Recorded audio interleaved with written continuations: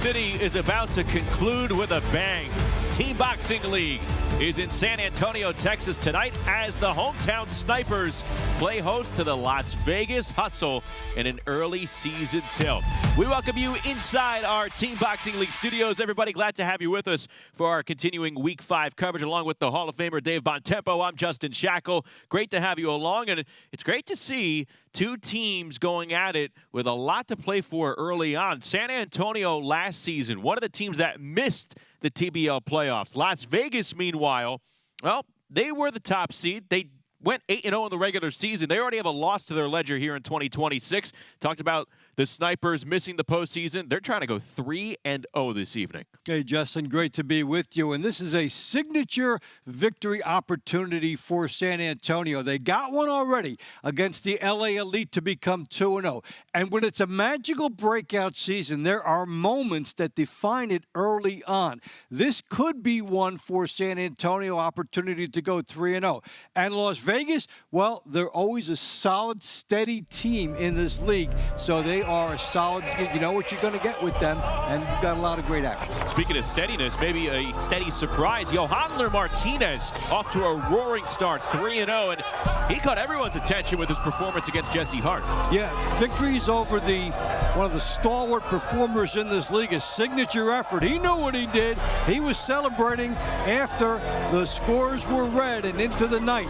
He had a great victory, and that's a signature win for him. That kind of indicates where he might go this year. And Martiel, this is a round against Solomon Bartlett. It was round 13. You may see it in the honor rolls in September. The fight was that good. If you could package this all the time, you would really have something. This was a terrific matchup and an indication of what we might see tonight. Both of those fighters are in 2 rounds each tonight, and when we take a look at some early action in the launch rounds right away, round 1 is one that's going to catch everyone's attention. The bantamweights going at it because you have Natalia Castanada, Isabel Vasquez going at it. 2 undefeated bantamweights.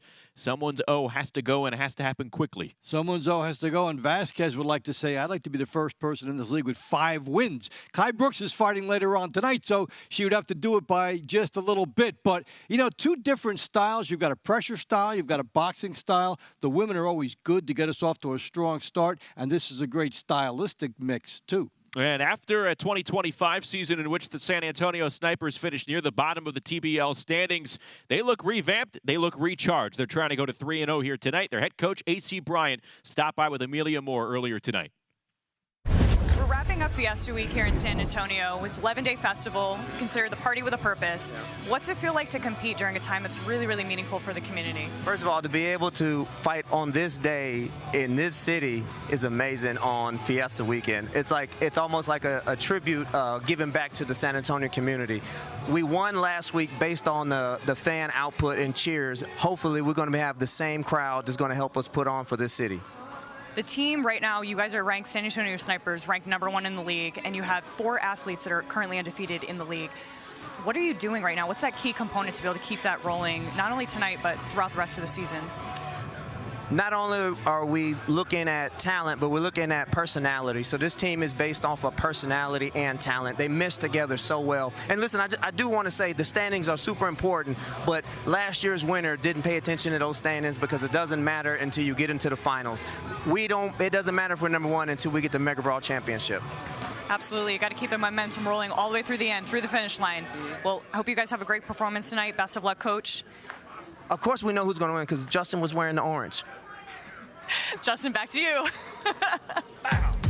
Well, we're going to see which team sees red out of the gate. San Antonio hosting Las Vegas. Our Week 5 coverage in Team Boxing League continues as we get the launch round started when we come back.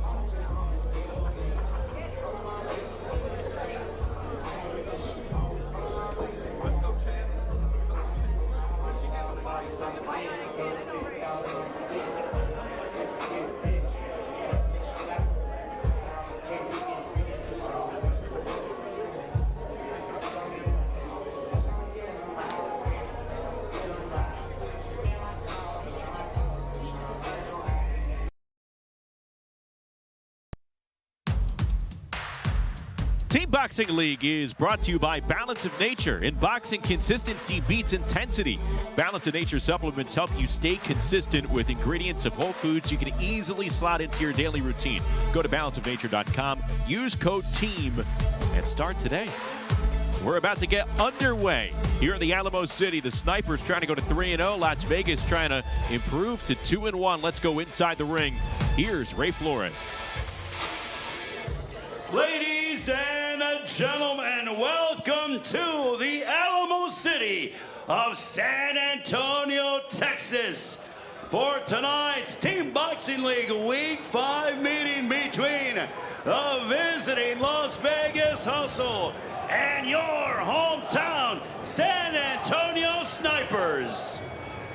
Team Boxing League proudly welcomes MSG Networks to the TBL family, marking yet another major step forward in the league's continued expansion and distribution. Every moment of TBL season airs live on MSG Networks and Envoy TV, with Spanish language coverage available on Estrella TV. Also, fans can also stream the action on YouTube or access it through the Team Boxing League YouTube app on Apple TV 4K, Roku, Amazon Fire TV, LG, and Samsung TVs, as well as iPhone and Android devices. Also, a big thank you to our sponsors, Climax Moonshine, Fire Number 32, Balance of Nature, and Serenity Springs Recovery Center. And now, ladies and gentlemen, please welcome the visiting Las Vegas Hustle.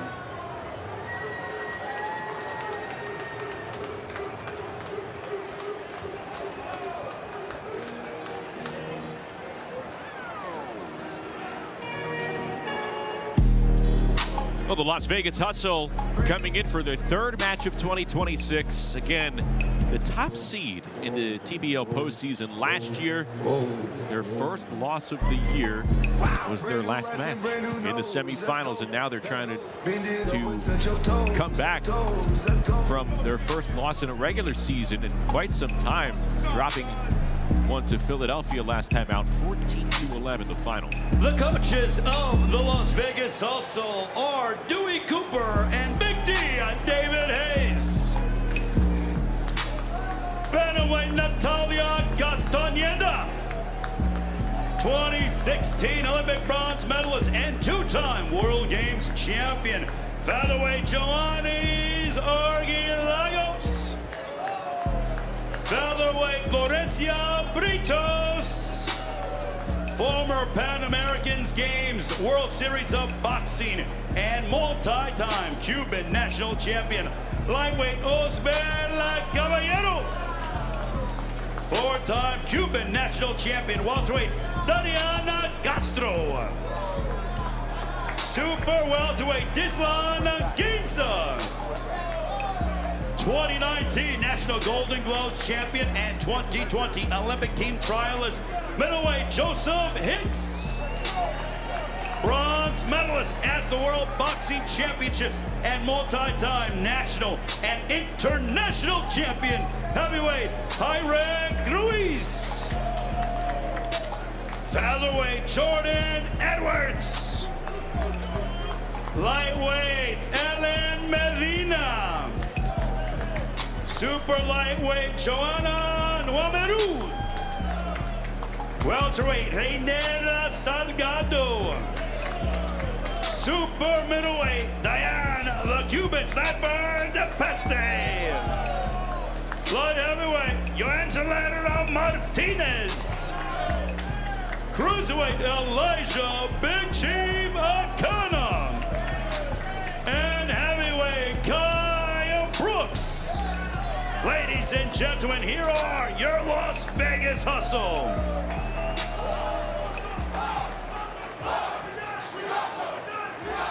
And now, ladies and gentlemen, please welcome the first place in the hometown San Antonio Snipers.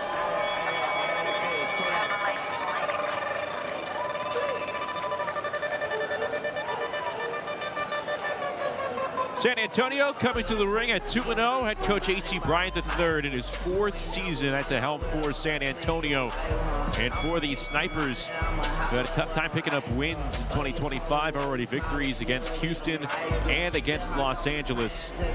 And they had some budding talent on a reloaded roster. It's been exciting to see. We'll see how it happens here tonight against a team that went 8-0 last regular season. Snipers, retired U.S. Army Master Sergeant with 3 tours of duty in combat, A.C. Bryant. Here are the lineups for the San Antonio Snipers. Former USA national team member, Bantamweight Isabel Vasquez. Featherweight Jorge de Jesus Romero. 12-time national champion, featherweight Azarea Catrell. Current US WBC silver champion, lightweight Michael Bracamontes. Current NABA champion, welterweight Charles Garner. Super welterweight Jarvis Shepard. Middleweight Tracy McGruder. Heavyweight Nagy Aguilera. Featherweight Leanna Calderon. Lightweight Fritzy. And hold on, Fortunato Asaya. Former national champion super lightweight Latia Williams. Welterweight Andres Barrera. Former national champion super middleweight Obed Bartiel. Light heavyweight Rafael Igbokwe. Cruiserweight Adrian Taylor. And heavyweight Travaris the Bear of Bean. And now, ladies and gentlemen, we ask that you all please rise, if you're able to, for the playing of our national anthem.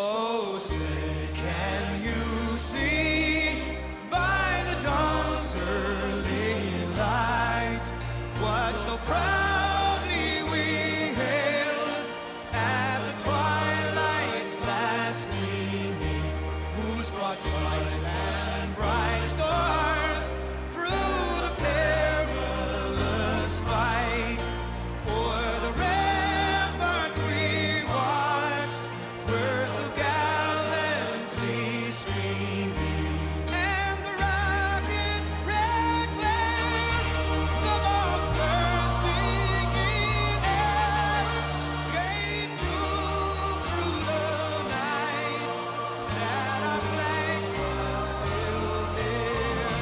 Oh, say does that star-spangled banner yet wave for the land of the free and the hope of the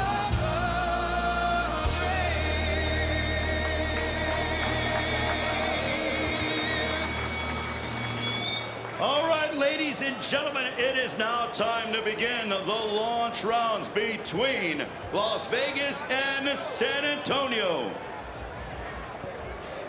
First up, round 1 of the launch rounds at 118 pounds. For Las Vegas, it'll be Natalia Castanada. From San Antonio, Isabel Vasquez.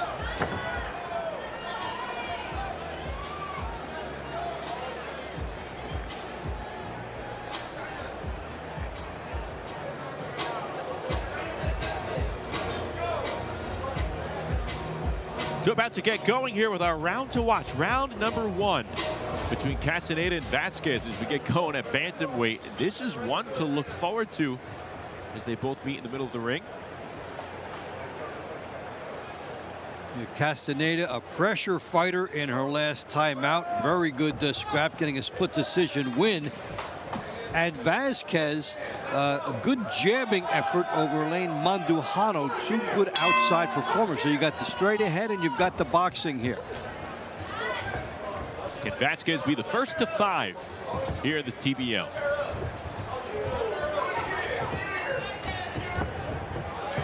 Vasquez with double round wins over Sarah Click and Elma Manduano. Taking a look at the leaders at 118 pounds. Vasquez at +4 along with Natalie Zepelteke. Castaneda has been a steady force for this Las Vegas Hustle team. 22-year-old out of Kansas City. Turned some heads last year when she beat Christina Cruz twice in the Hustle's playoff matchup with NYC. Getting those type of wins over people who have a reputation, that vaults you into that reputation spot, which she has had. And we're getting that pressure that we thought we would see from Castaneda. There's a good right hook that was able to get in, and she got close and then was able to do it. Key for her is, can she slip inside the jab and find space first? Sharp jab from Vasquez. That will make it harder. You can visibly see the reach advantage that Isabel Vasquez holds over Castaneda. And that's why this is such a great stylistic mix, because you Castaneda, you have to work harder to get inside, and she's used to doing that. And Vasquez, you're trying to utilize the reach and then score with that hook backing away as she did there, and it had a lot on it. Vasquez showing good lateral movement right there, sticks the jab, then gets out of the way. A couple of minor adjustments as they bang right near the middle of the ring with under a minute to go. The adjustments coming from Isabel Vasquez, not putting herself in precarious positions. And she's throwing that jab out to make it a good way to utilize her style and also try to disrupt Castaneda. You have to really be impressed with how they can switch on the fly stylistically. Really impressed with Vasquez's speed here, Dave. Yeah, the lateral movement, the footwork, and also the ring intelligence here to know what works for her and then to settle into a groove and stick with one particular thing.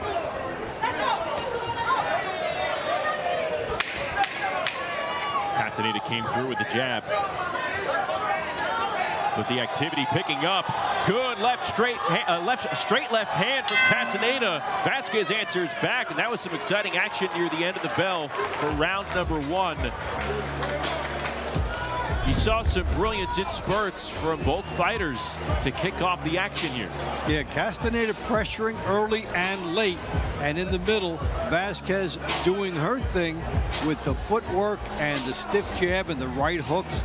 They both showed a lot of ring intelligence in this one. Good left hands here by Castaneda. There was nothing being held back. They both knew what they needed to do, and they both went after their best ticket. Team Boxing League fans, the winner of round 1 by way of split decision. From the Las Vegas Hustle, Natalia Castaneda.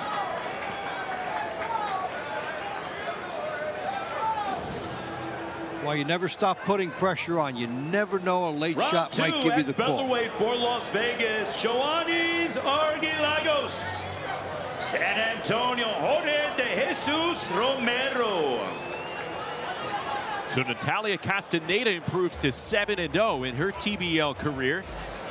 And we were talking about the potential for Vasquez to be the first 5-0 TBL fighter. Instead, she falls to 4-1. Those two are going to meet again in the 17th round. But here's Argilagos and Romero. In his last outing, Romero had a tough time overcoming a height and reach disadvantage, resulting in a loss for him.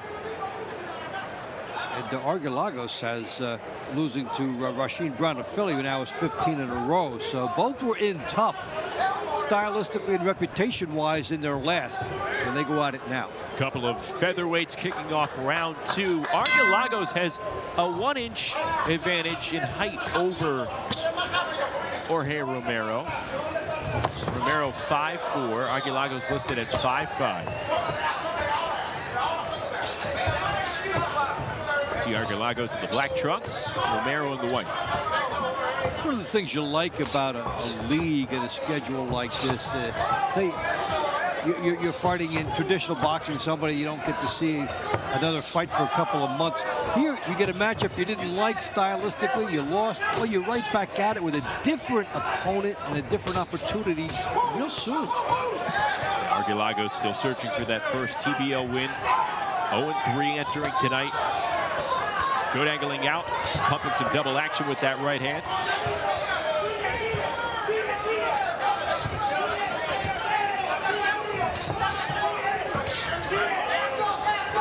Romero was leaning in with his head moments ago. Almost got caught.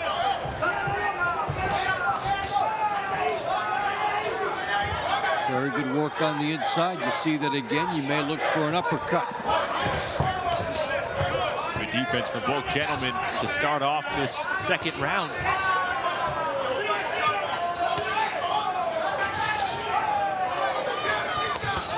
The body work has been for keeps by both fighters. Argilagos slipping in a right hand, countering his Romero with a shot downstairs. Fast action in the second round between two featherweights. Yeah, this has actually been a blistering pace that they are setting here. Well aware of the 3-minute time limit and the urgency to operate quickly. Romero again in the white trunks. He's 3-7 across 3 seasons in TBL. He's 23-2-1 with 14 KOs in traditional boxing. So a load of success. And here he's trying to capture the win. Good overhand right. It met the chin of Argilagos. And what can each fighter provide in this final minute? We saw what a strong showing in the closing moments did for Natalia Castanada. These body shots by Romero paying the dividends quickly with the opening for the big right hand over the top that he scored with.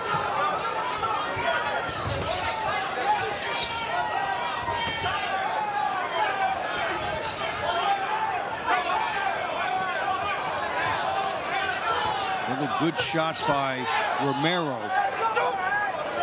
Well, these guys have given everything. They should. They're not scheduled to fight for a second round, Dave. But they have seen the memo and given you everything here. They get the idea. They knew the assignment. Good scrap inside 3 minutes for Romero and Argilagos. Be a tough one to score. All right, so here was Romero on the left of your screen. Good right hand after all those body shots set it up. Stayed true to what had been working for him all the way through. This may be the difference maker.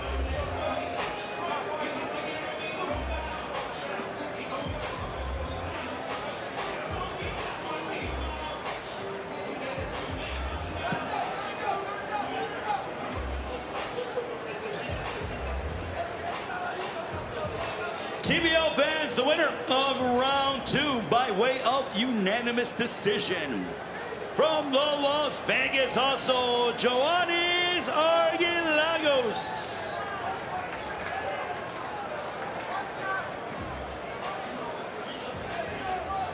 Round 3 at featherweight for Las Vegas. It is Florencia Britos matching up against San Antonio's Azariah Catrell. So Vegas ahead to a quick 2-0 lead for the hustle. Third round of action coming up between a pair of featherweights, Florencia Britos and Azariah Catrell for the San Antonio Snipers. Trying to find some footing here in the launch rounds. Coming up a little bit later on, In the middle rounds, it's going to be Latia Williams. In her sophomore season here in Team Boxing League, she's standing by with Amelia Moore. Latia, so you're going to be facing Joanna Wameru. She had a really great showing last week against Philadelphia Stacia Suttles. Do you actually go back and watch that footage? I watch everybody I fight, and it's always different. Different styles make different fighters, so different fights. Because how she might fall, you just gotta stop. Oh, Keep it going, keep it going. No worries. That was a big knockdown we just saw. We needed that right now. That was a good one.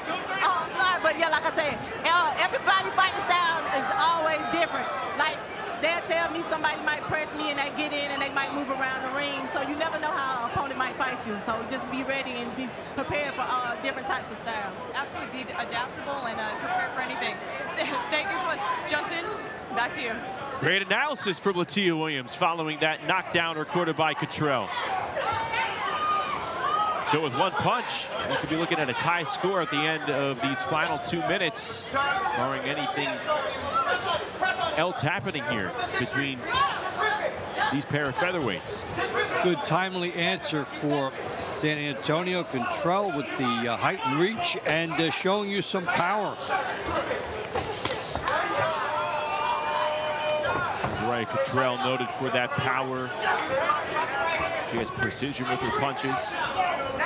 The last fight we saw her doing a little bit more countering, and here we saw her up on the lead with the jab and then waiting for the opportunity for that right hand. And she's got it loaded again against the southpaw style. It is sitting there for her. What you have to like is didn't see it exactly open, so she went to the body and then gave her a chance to see if it would open up again. A minute left to go here in round number 3, and a minute left for Catrell to try and add to her score. This impressive 18-year-old out of Hawaii, now living in Las Vegas, but she's doing work here for San Antonio.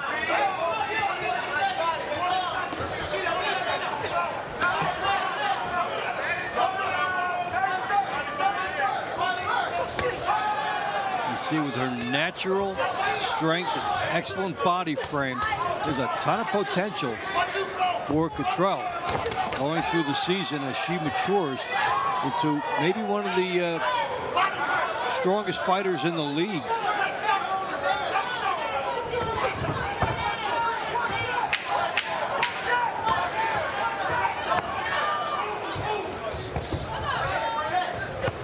An impressive start to her night. Azariah Catrell. We'll see her again in round number 19. All right, so Catrell rings the bell with a huge left hook and drops her opponent and puts San Antonio on the board with immediate offense. Latia Williams saying, hey, baby, that's 2 for us. Yeah. Well, if Azariah Catrell can make half the impact Latia did in her rookie season, the winner Snipers of will be in round good 3 shape. by unanimous decision. 2 points going to San Antonio's Azariah Catrell. Round 4 at lightweight, Las Vegas, Osbel Caballero. San Antonio, Michael Bracamontes. So tied at 2 going into round 4. Oswald Caballero, the veteran lightweight for Las Vegas, steps into the ring against Michael Bracamontes for San Antonio. Here's a look at Caballero. Bracamontes 2-2 to begin his TBO career. Beat Diego Dominguez from Los Angeles 2 weeks ago at super lightweight. Just 20 years of age out of Southern California. I'm curious if Caballero is going to start faster in this one. Against Angel Hernandez, huge intensity. He gambled in the last minute and came up with a split decision. He stepped on the gas, opened up. It was a high-risk, high-reward situation, and he got the victory by opening it up. And interesting to carry over. See, will he do that again? Yep. In 2 straight wins into this evening. Went 16-3 for the Hustle last year. And Caballero in the black trunks, Bracamontes in the white for the Snipers. As you see the resume for the 20-year-old, a terrific amateur career. Loves his chicken Alfredo right before he goes to work. Oh my goodness! We can shake off those things, or maybe run it off. Caballero ducks out of the way of a swinging right hook from Bracamontes. Getting out of the way, might have got tagged with that right hand. Caballero trying to regroup with a jab. There's some big swings with that right hook from Bracamontes. He's mostly come up empty, but he's doing a nice job keeping the pressure on the 30-year-old Cuban. And even when he squares up, he knows where he can go from there. He may trade some power for some accuracy just to be in punching position, and he's doing a nice job cutting off the ring. You see how he steps to his right and then tries to get someplace ahead of Caballero and then make Caballero turn. You hope to catch him on the turn. Of course, Caballero knew that and had a left hook waiting for him. This is a smart Cuban fighter. An all-star from 2 years ago in his first TBL season. His only 2 losses last year were against Rasheed Brown and Sean Brewer. But it's important to note, he went 2 rounds with all of those fighters that he fell to and then split the rounds with the fighters. So he was able to avenge his defeats. Showed the ability to adapt fight to fight or round to round. So the thinking man's fighter here, and he is again trying to do something in the final minute, but Bracamontes has other ideas. This has been a high-paced chess match. Both fighters trying to calculate the opponent's next move.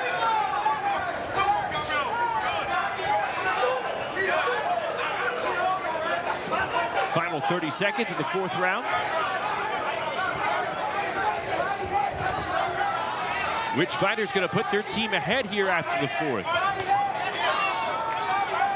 Good body shot with that right hand from Bracamontes. Caballero answers back. A 1-2 right down the pipe.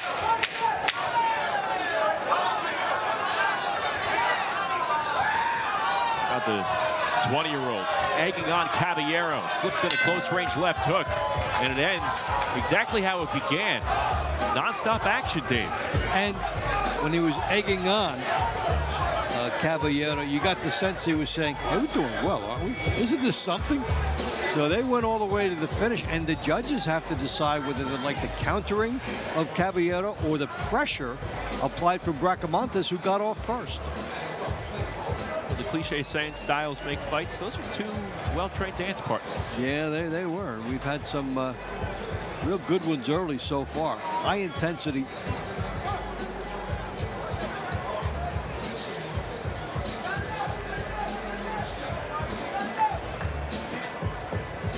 Here we go with the judge's decision. Ladies and gentlemen, the winner of round 4 by unanimous decision from the Las Vegas Hustle, Caballero. So Vegas takes a 3-2 lead after 4 rounds. We've already seen a knockdown and some impressive back and forth. Latia Williams likes it. How about that? Back with more after this.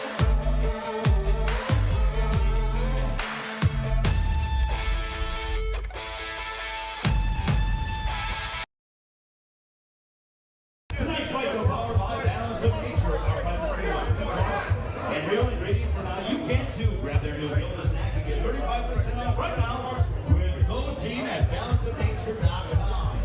Also, Serenity Springs Recovery Center, a place of recovery in discovery.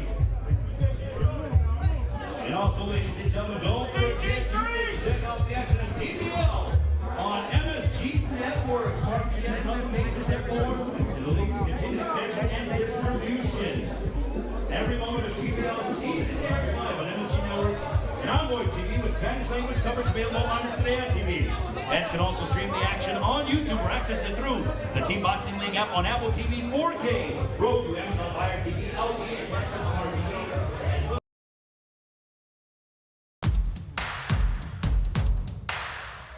Team Boxing League just along the Riverwalk tonight in San Antonio. Uh-oh, full moon. Who knows what's going to happen later on here in these launch rounds. Back to action. And Ray Flores with round 5. Round 5 at welterweight. Las Vegas, Darian Castro. San Antonio, Charles Garner.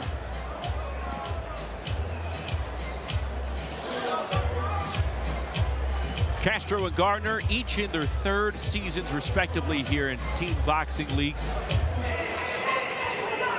There's Darian Castro, a career 25-5 fighter in the TBL. They found an elusive opponent in Isaiah Johnson last time, and who fought in bursts and made it a tough for him. Different Castro, animal here. Yeah, Castro 30 TBL fights. Gardner, meanwhile, 31. 14-16-1 in his TBL career. They've never faced one another here in Team Boxing.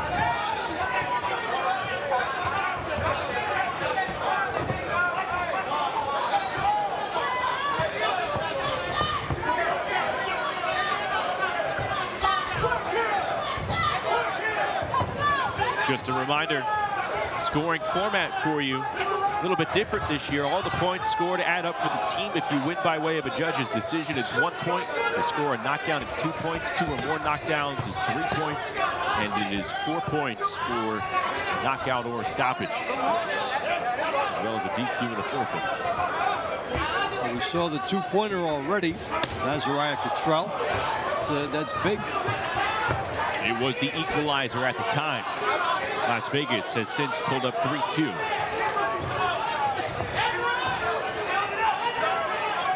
Castro will try to make the most of his southpaw stance, get the jab out there, and for Garner, try to set up lead right hand, but they're going to get a lecture first from the referee about keeping everything clean and in bounds, and he may be more active separating them if they do this.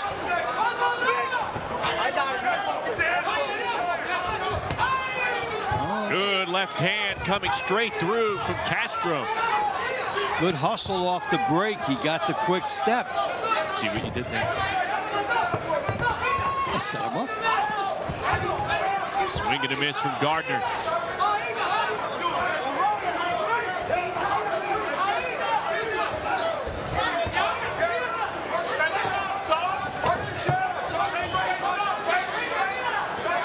A minute left in the 5th.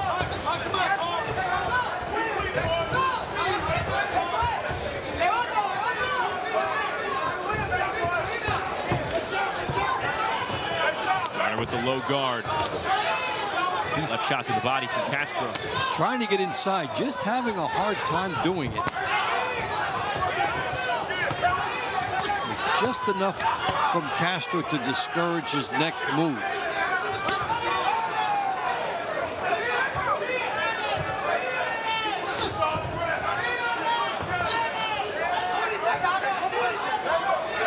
Get the feeling that Castro has been seeing it pretty good here in this round.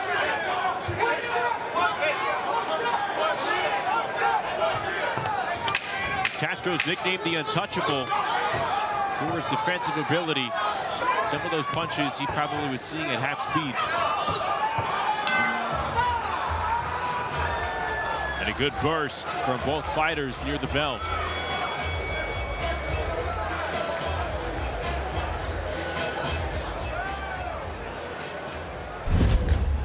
Here's some of the action in real time.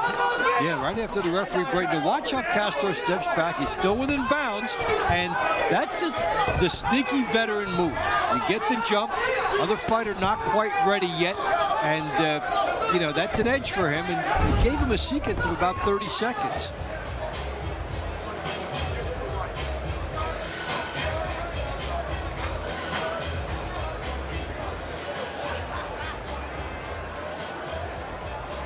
So these two fighters scheduled for just one round. Ladies and gentlemen, the winner of round 5 by way of unanimous decision from the San Antonio Snipers, Charles Garner.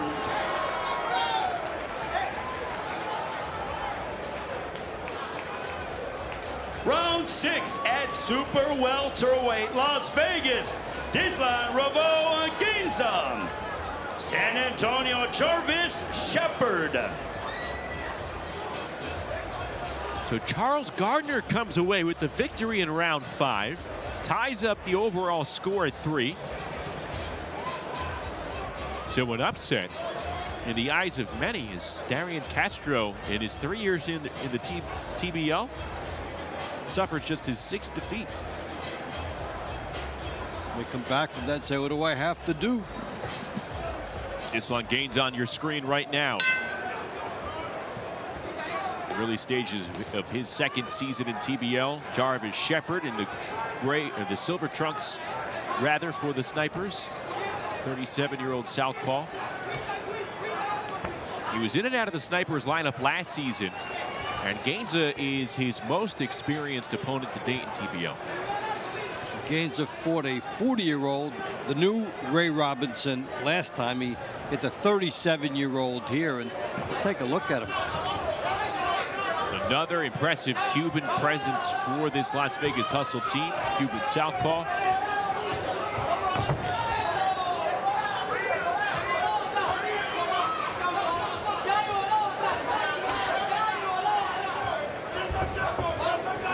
Bottom nugget is obviously the most important there with those names: Arislandi Lara, Devin Haney. Yeah, so big names he's been in with that has to improve you. The osmosis alone of being around championship fighters with that pedigree and then taking it somewhere else. I think they're just applying it into this form. Yeah, this is a 3-minute spurts. A perfect place to do it. Especially if you've picked up a couple of tricks from fighting, sparring with those top people, whether it's a way to shift somebody or a way to take a shot and fight for a few seconds and come back. It happens to be a possible separator for these guys. Overhand left attempt by Shepard moments ago. Gainza was also able to get into the ring and work with Keyshawn Davis earlier this year. So it doesn't stop. You continuously seek out as much top sparring work as you can get. A pair of 154-pounders going at it here in round number 6.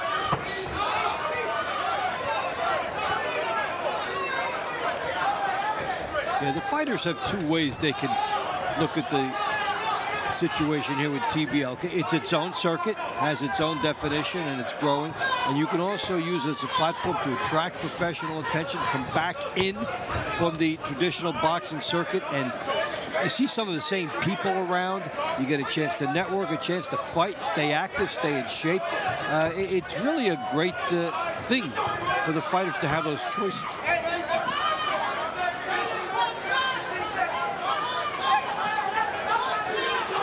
Spreading his wings. Final seconds here in the 6th.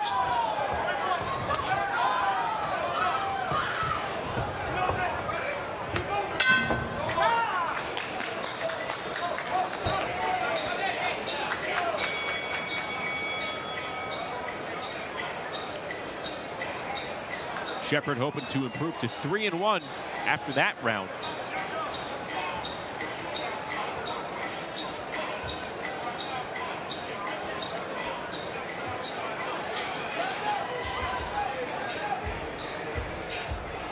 See both teams engaged. The hyper focus is there despite perhaps maybe being several rounds away from competing Team themselves. Boxing League fans, the winner we go. of round 6 by way of unanimous decision from the Las Vegas Hustle, this line, Revo Gainza.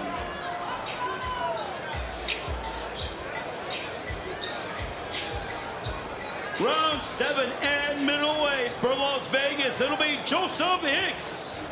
San Antonio, Tracy McGruder. Joseph Hicks and Tracy McGruder are going to go at it here at 160 pounds. Second to last round here in our launch round phase. Hicks in his first season, McGruder in his third.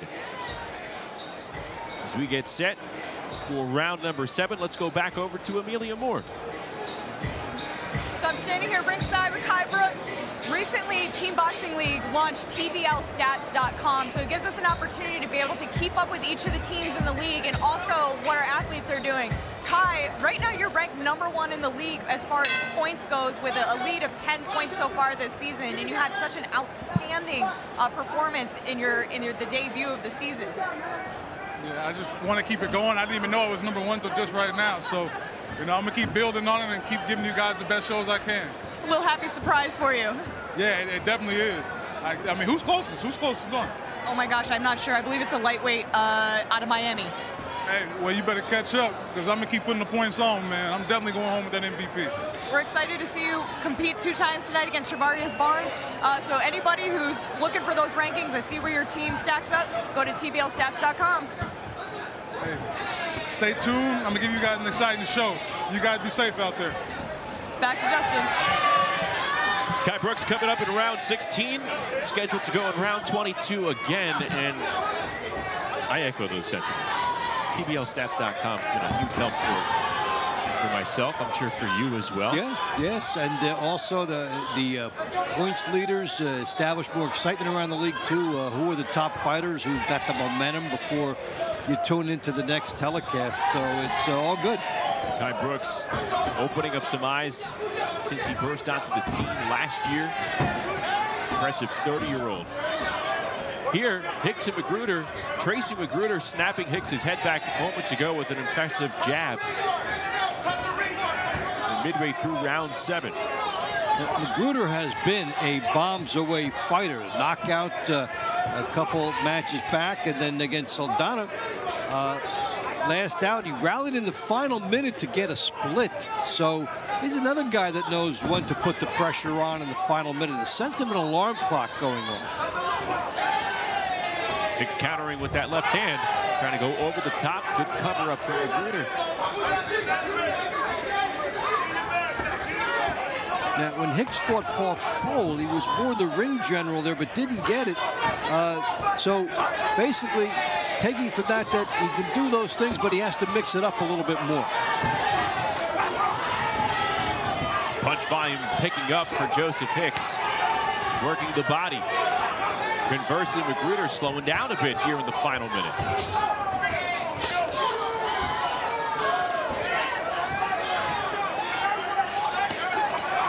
Good left hand upstairs, preceded by a shot to the liver from Tracy McGruder.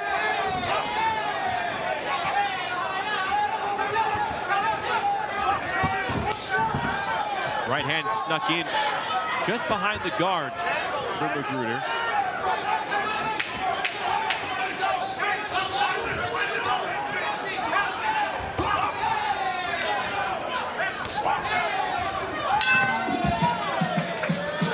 Good spurts in that round from each fighter.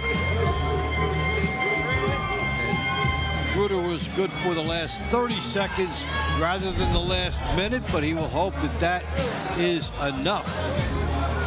He's trying to move inside. We talked about Hicks needing to do more, but he eats a jab there, and then McGruder, after he eats that one, would come back, final 30 seconds, and put a lot of pressure on. We'll see how judges saw that. TBL fans, the winner of round 7 by way of split decision from the Las Vegas Hustle, Joseph Hicks.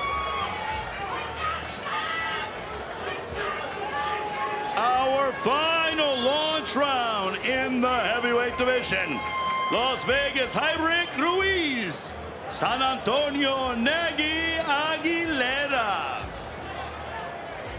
Hicks and McGruder pretty close, a split decision, and we're going to see them again in round number 20. That's a round to look forward to in the money rounds. A good competitive 3 minutes between those two gentlemen, and here we go, Ruiz and Aguilera.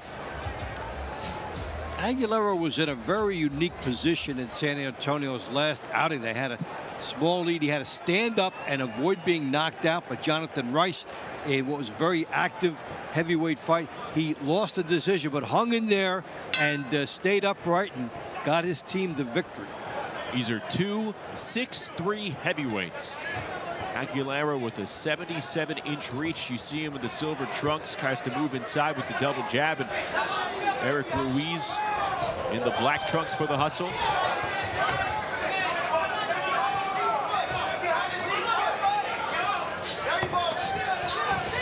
Ruiz 12-4 in his TBL career. Aguilera, loads of experience now in his third season, 13-16 overall.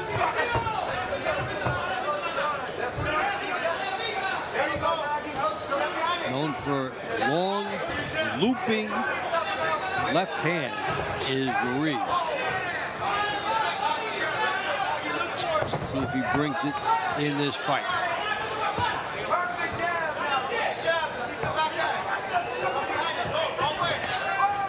Both heavyweights displaying their jabs in that first 60 seconds here of the round.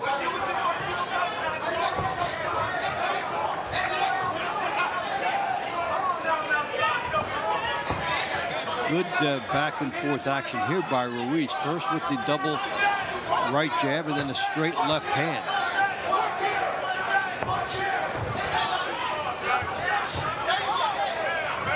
Good sweeping jab from Aguilera.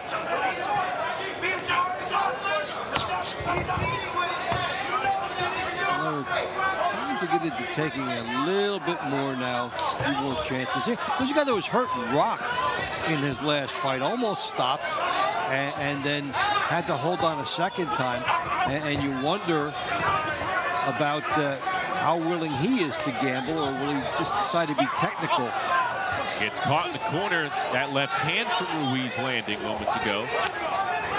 1 minute remaining in round 8.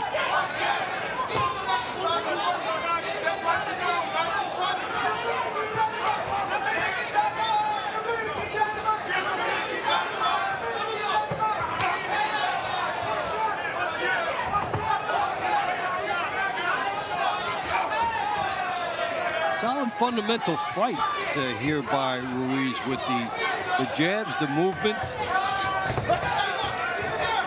Doesn't want to be there, though.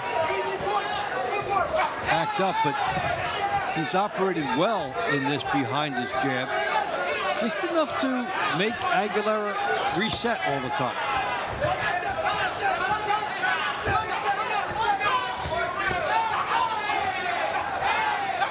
Good tag from Ruiz.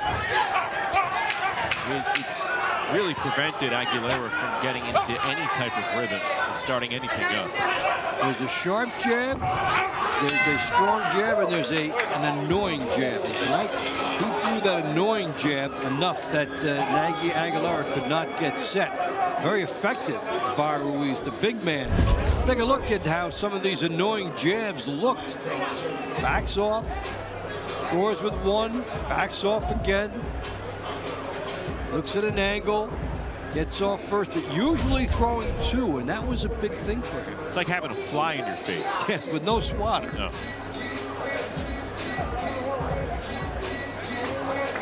Well, these two will meet later on in the money round, scheduled for round 18.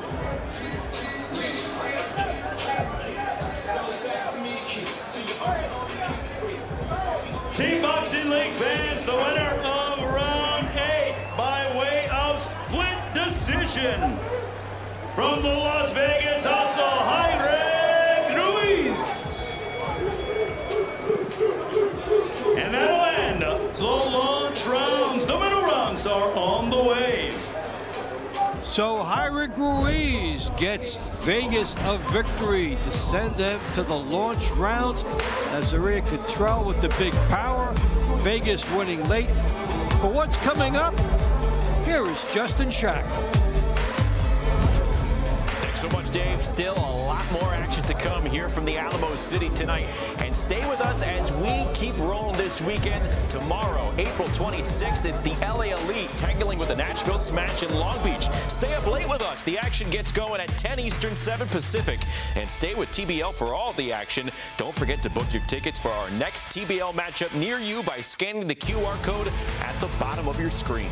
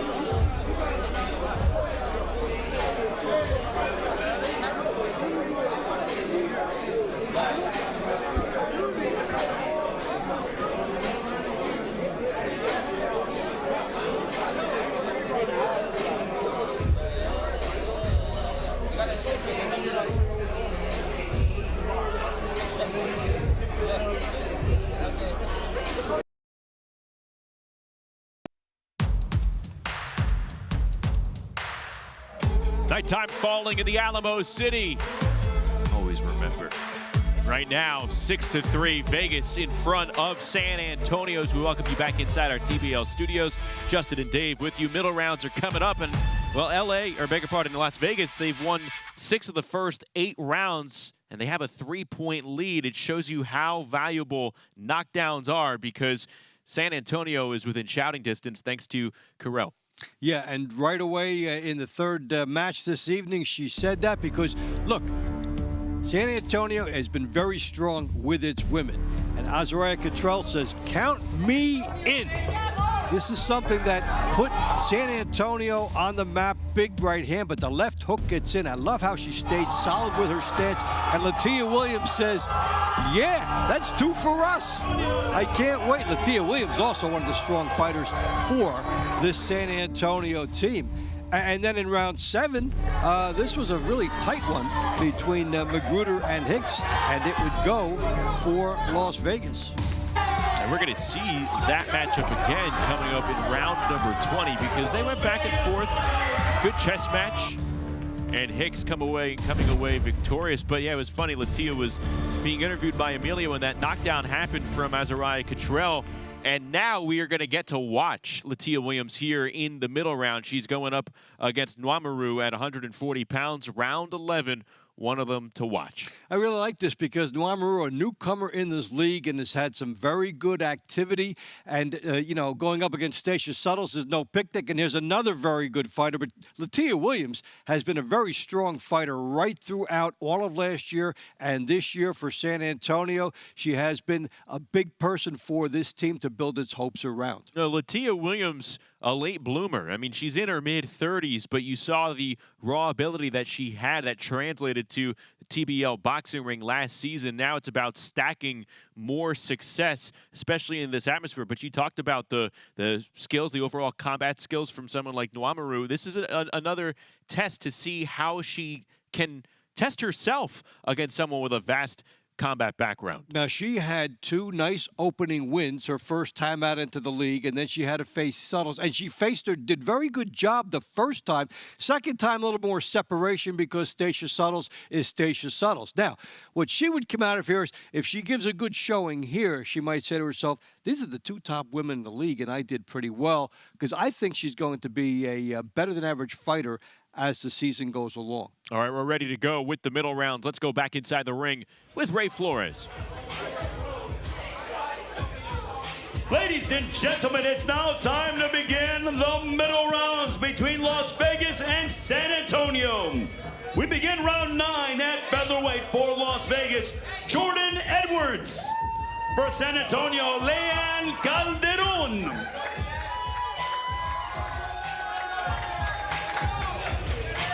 The TBL belt is in the house here in San Antonio. And the Snipers trailing Las Vegas 6-3 to start the middle rounds. Jordan Edwards, Leanne Calderon. There you see Edwards on your screen for the Las Vegas Hustle, the black trunks. Calderon in the silver trunks. Edwards winless to start her TBL career, trying to kickstart some success. She faced a 20-round winner in Lizette Lopez in her first 2 rounds, then fell to Philly's Maria Antunes. Take a look at Edwards' resume. 25 years of age, lives in Vegas, originally from Oregon. And another one with a vast combat background. And she wants to prove that the MMA fighters can do well in boxing, and the idea that she thought her striking had improved brought her back into this format. And in her last, she did find some pop on the inside and lost a split. So she may carry over that aggressiveness, but she walks into a right hand there by a very good pressure fighter. 2 losses to Erica Sanchez. She has a lot of company in that regard. Calderon, a former MMA competitor in her own right. Putting together some good combos against Edwards in the first minute of round 9. Right hand lands from Jordan Edwards. Well, this has some phone booth warfare potential with both right in front of each other, and we don't need the jab. We'll just get right to work on the inside. Stylistically, that has worked best for both of them. These 2 fighters, they can empty the tank within these 3 minutes. Not scheduled for any more rounds after this one tonight. Edwards finding her footing as we are now into the second half of the round. And this is a key moment in the trajectory of Edwards if she is able to win, because she is putting forth more aggression in this fight, which you sense is carrying over from her last one. So she's trying based on what her last fight was. And, you know, Calderon is an effective fighter, but this is some of Edwards' best work, and Calderon is there to greet her.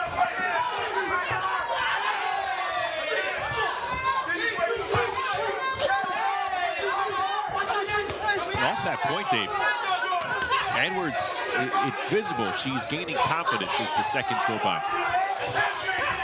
We saw it in the final moments in the fight she lost. And then what you like to see is, what do the fighters carry in the next time? And she has transferred that. So she's given herself her best chance. Has to be careful fighting with her mouth open right now. And Calderon trying to put an exclamation point here on round number 9. Leave a good impression in the eyes of the judges here in Texas. Both fighters letting the hands go as the final seconds tick off the clock. And that was pretty entertaining, especially in the latter half. We'll see what the judges think. Well, if you're tracking each fighter now for Edwards, going from last fight to this fight, Regardless of whether she gets this call, this is an A for her because of the way she tried to bring it to Leanne Calderon. I mean, the judges will see what they see, but she gave herself every chance with her aggression here, and she's right in it. Ladies and gentlemen, the winner of round 9 via split decision from the Las Vegas Hustle, Jordan Edwards.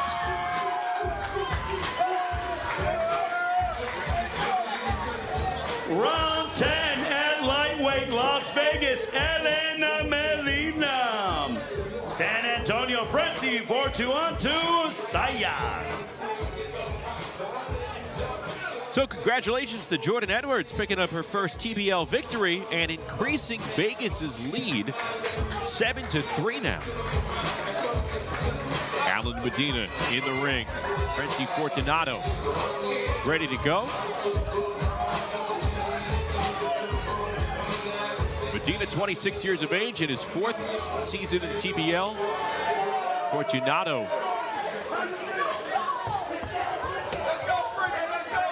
in his 3rd season. 8-4 record in TBL action. Dropped his first 2 rounds of the season. Medina, meanwhile, 1-1 in 2026. Boxing since the age of 8. And you see that slippery style right away. It leads into some counter punching. And Medina hopes to be slippery and elusive.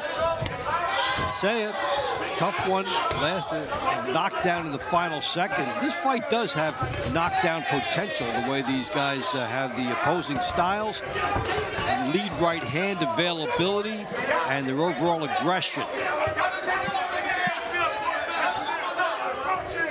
Fortunato, a pretty long lightweight, 5 feet 9 inches. All packed into a 135-pound frame.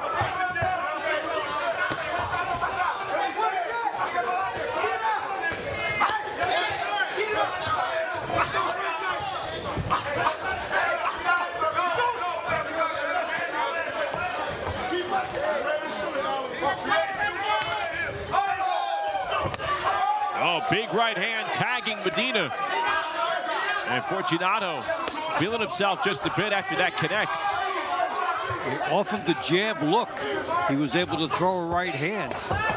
And there's that lead right hand against this southpaw style. He's timing him up nicely, Dave. Yeah, he's setting it up and looking for a key.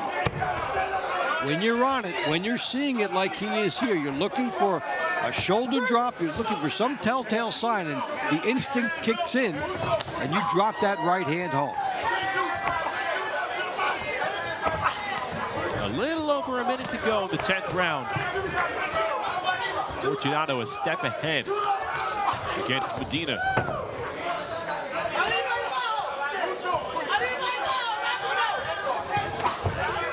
Francie Fortunato, originally from the Dominican Republic, resides in California.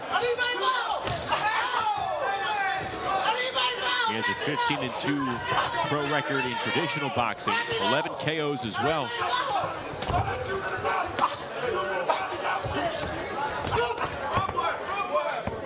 It's somebody you can see over the years as he grooms himself. There may be more knockout opportunities for him if he can harness all that into this short space. And then it is quite an art. It takes time.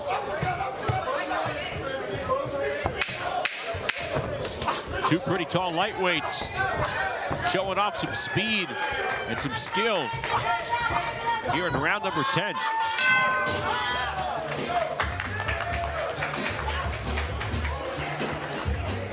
That was a good one. We saw some good boxing by Saya. Good jab, the right hand, and then back. Perfect style. Stance to throw his next one. Good right hand. Again, he's back. You're not going to touch me. Can't touch this. He lives up to it by not being hit there.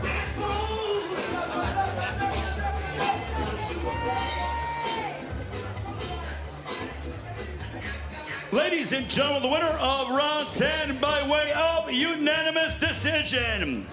From San Antonio, Francie, Fortunato Saya.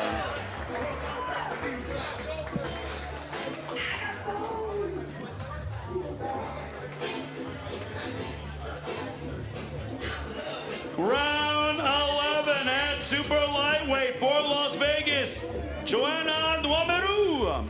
For San Antonio, Latia Williams. So our round to watch, Dwamu and Williams. There you see Joanna Dwamu, 2-2 so far in her first TBL season.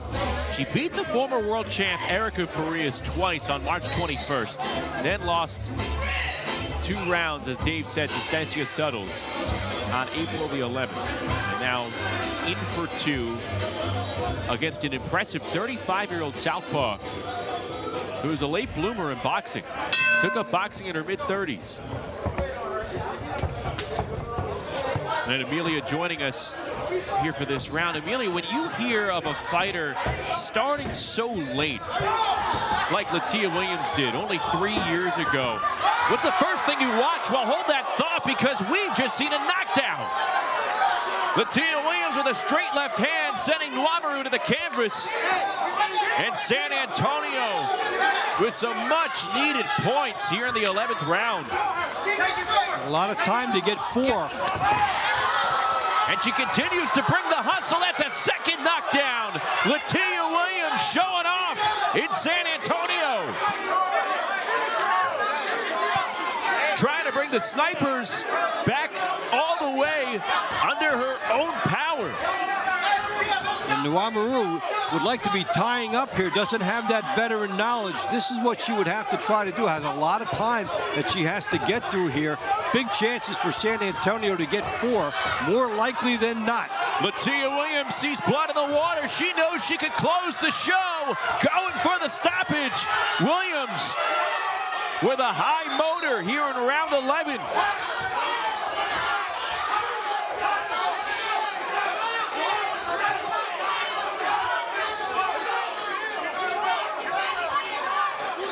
Williams has never let Dwamu into this fight, and that's what happens in this format. She came smoking, and Dwamu doesn't really have her sense of bearings yet.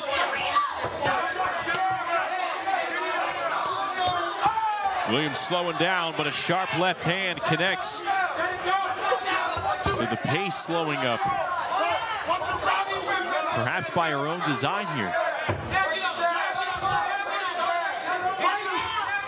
I mean, there were points last year where we just saw the unique endurance level for Latia Williams. And here she brought it over the first 2 minutes. I call her the thrill pill for a reason, that she came out in instant thrills here for San Antonio. 2 explosive knockdowns right away. Dwamu, give her credit for making it this far after it looked like she may not have a chance to get through it. If the round ends right now, the score's tied. Latia Williams actually has a chance to give the snipers the lead if she's able to stop Dwamu. And that is how fast things can turn in TBL.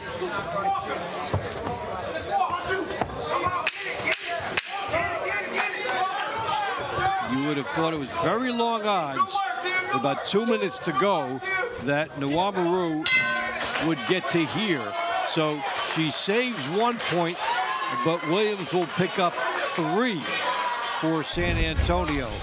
And this is right out of the chute. Latia Williams straight ahead, the big left hand, body work, good right hook, the straight left hand after that.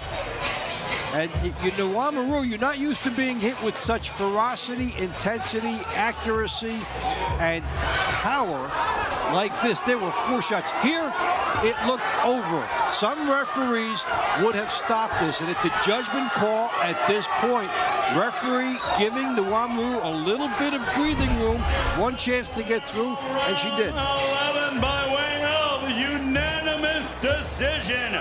3 points going to San Antonio's Latia Williams.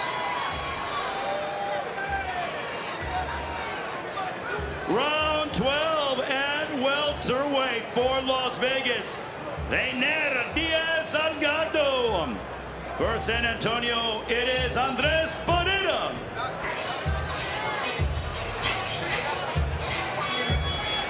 So Salgado and Barrera, they have a tough act to follow. Latia Williams ties up the overall score with 2 knockdowns over Dwamu in round number 11. Amelia, what stood out to you most watching Latia Williams right there in round 11? You know, it's one of those things about the coming out with all of that energy, Justin. You have to be prepared for that big push in the beginning, and I feel like Joanna just wasn't prepared. It was like she was prepared to fight, but didn't anticipate all of that energy coming forward, and that's a lot to take in, and if you're behind on that pace, you're going to be behind, and that's what we saw. I give Dwamu a lot of credit, Amelia, for getting through that round and showing something, and also for Latia Williams for knowing what she had to do. I mean, absolutely, Dave. You know, and that's the thing that we see with more experience, right? So Wamaru was able to kind of hold her own even in that deep water. But then Latia, because she's inexperienced, kind of gassed herself out. You know, it's like here we are just unloading the tank because we get too excited and we forget that there are more, you know, potentially more rounds, potentially more time in the ring, Dave.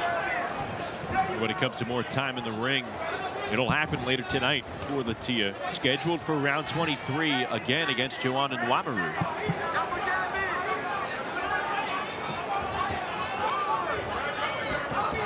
Amelia, the women all last year, the strength of the San Antonio team, and as you see these 2 knockdowns here, do you think San Antonio has, again, one of the top female groups, women's groups in the circuit? I feel like they're definitely strong, and we look at Philadelphia Smoke, and they have a really strong female squad. But I said coming into tonight, you know, I was talking with Dewey Cooper earlier tonight before the teams came out, and I had just said, you know, tonight is the ladies' night. It's going to be the ladies' card, and we've seen it, right? Latia Williams did really well. Then we saw Azaria drop flow, which is incredible. I mean, that's a huge feat in itself. So it really, some of the time, you look at it, it's like the points are win or lost, the fights are won or lost for the teams with the women. But Amelia, Latia twice cost you some airtime. the interview and then the knockdown. No worries. I mean, it's all about action, right? Particular timing.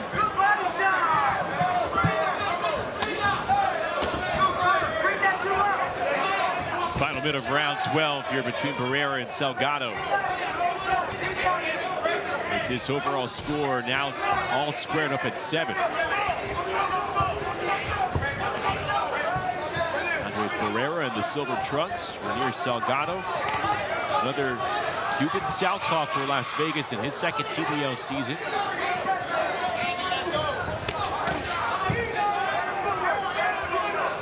Barrera, 22 years of age out of Houston. And he fought on March 22nd, made his TBL debut there, earned a split decision win over Ryan Martin.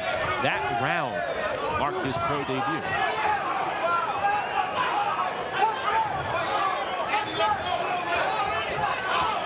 It's interesting how the new life has been breathed into San Antonio with the knockouts. It's a brand new affair, and the excitement caused by the bonus points. Seeing some good connects at the very end by Barrera. And a seemingly close round, so perhaps those become extra valuable here in the eyes of the judges. That bench for San Antonio is making a whole lot of noise this entire night, and they picked up the volume after Latia Williams' performance. A.C. Bryant talked about personalities on his team. That may be one of the most happiest benches, even when they walk in and they try to outdo each other during the introductions. A lot of team chemistry. Ladies and gentlemen, the winner of round 12 by way of split decision from the Las Vegas also, Reiner Diaz Salgado. 8-7, Vegas retakes the lead. Ladies and gentlemen, we would like Still to a whole other half here in the middle rounds to come, including Kai Brooks, the big bad heavyweight. It's coming up in round 16. We'll be back after this.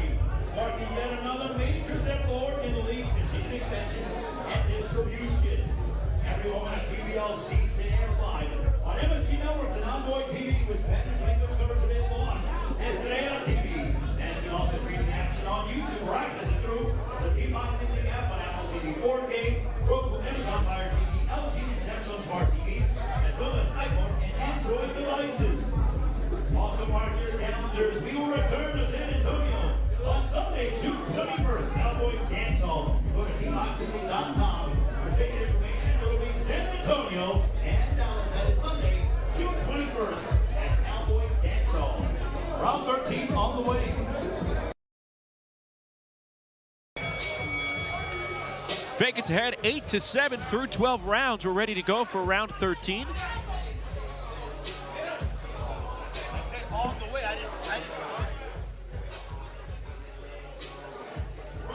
13 will be in welterweight. For Las Vegas, Dariana Castro. For San Antonio, Charles Garner.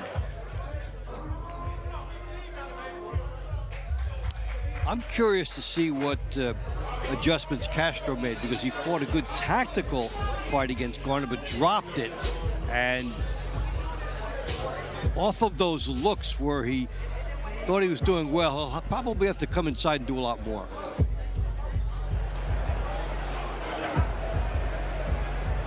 We'll see if he increases activity on the offensive end. Here we go, round 13. Las Vegas has taken the lead back, 8-7. So San Antonio's tied it twice, or 3 times rather. They have yet to take a lead. And they've come back in the power department. And these type of fights for teams, you know, you don't get a lead maybe till late and then you pull it out. They build a lot of character. You have developed the ability to fight during the money rounds, the ability to fight under pressure.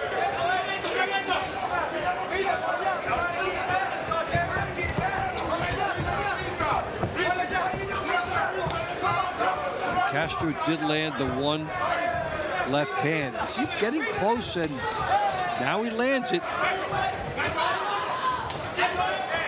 It's a matter for him of combining the timing with the instinct. And the right hand meets the body of Garner as he came inside.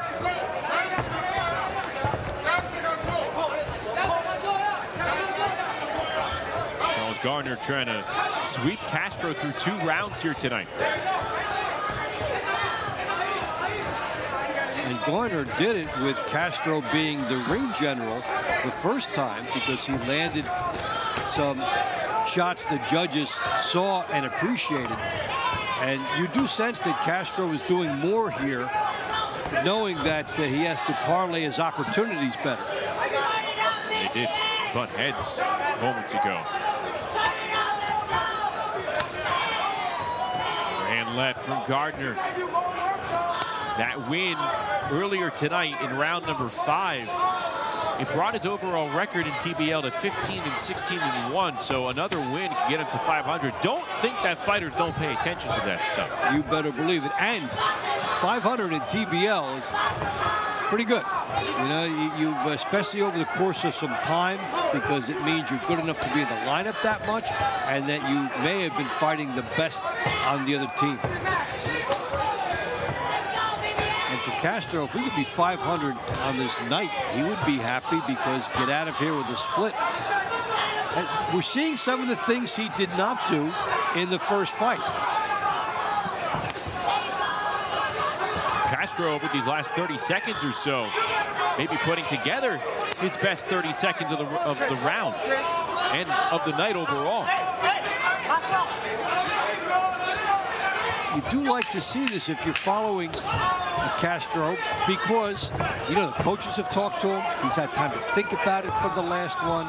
They're telling him, look, you can't leave anything on the table. Go for it. And he really did in this second fight.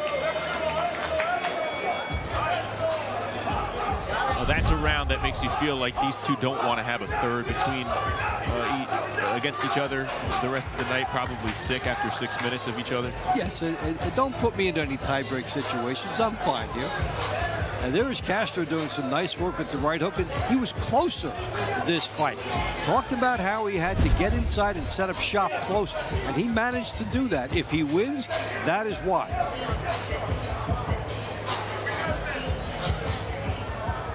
Ladies and gentlemen, the winner of round 13 by way of split decision. From the Las Vegas hustle, Dariana Castro.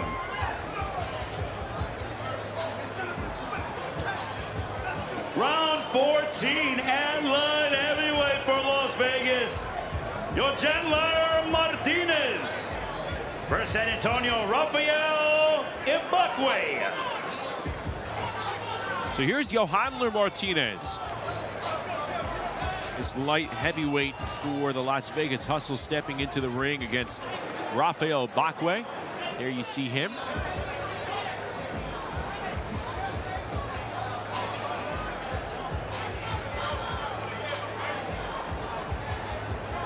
So if you're Garcia Martinez, this is a big moment for you. You just beat Jesse Hart. Now you can really stake a claim and establish yourself as one of the top fighters here if you can parlay it and then go get the next guy.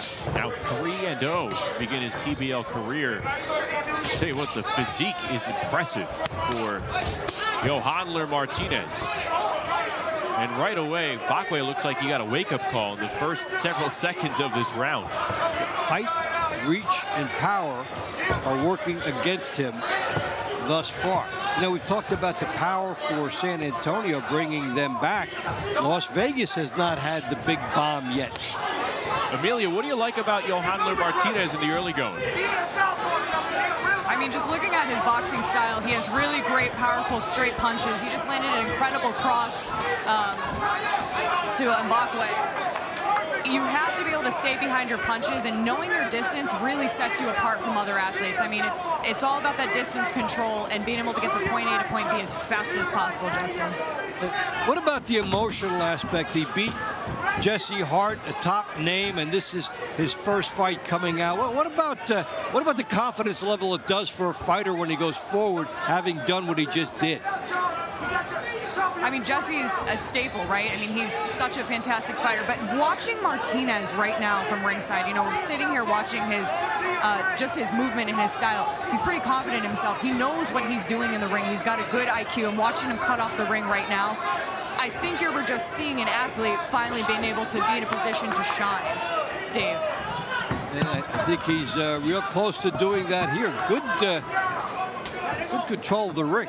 I'm with you both. I think the intelligence just shines through watching Martinez. The body language, not getting too ahead of himself.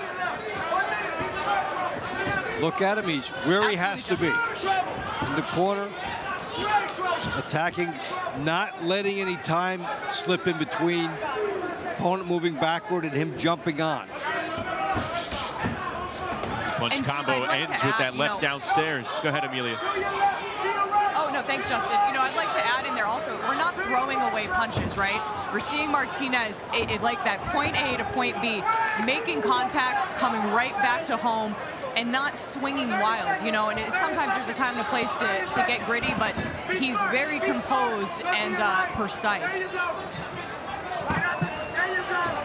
Martinez had an amateur career of over 200 fights. He left Cuba ranked as the second best amateur in the country in the senior category. Among many things he's done well, I like how he's cut off the ring tonight. This is a well-rounded fighter, 27-year-old, who will likely be off to a 4-0 start in his TBL career.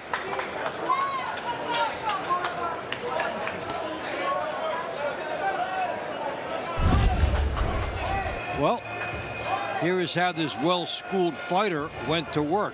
Right away, body shots, turns, gets quickly on top of his opponents. That's what you do. You try to advance your edges, your opportunities, and talked about his being composed. Saw it right there. Nothing could bother him as he pushed his opponent away. Very schooled, and I think he's going to be a very good fighter. Ladies and gentlemen, the winner of round 14 by way of unanimous decision from the Las Vegas Hustle, Yohanler Martinez.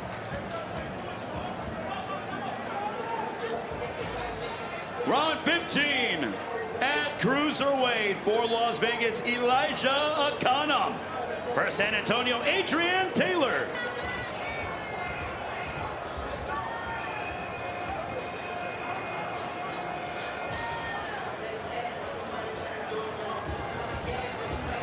We move over to cruiserweight for round number 15. Elijah Aana, Adrian Taylor, who you see on your screen for San Antonio, and the Snipers, they have to make a move here. They need one of their signature knockdowns. Yeah, they've gotten them from their women in the third round of the launch and the third round of the middle. So who else might step up for this team? And those knockdowns have kept them close, with Vegas winning a ton of matches.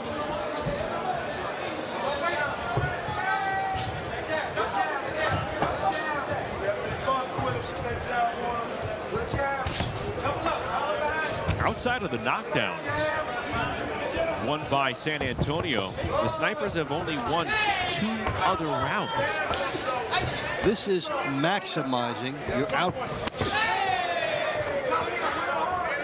To be this deep into the contest, we're well into the middle rounds, and Las Vegas has had a brilliant night with many of their fighters, and you're still here, San Antonio, and you're one big bomb away from tying it up. Taylor coming inside, may have connected with a short-range left hook. Adrian Taylor, 18-18 lifetime in TBL. Trying to climb back above 500. Aana looking for that 10th career TBL victory. Entered tonight at 9-6.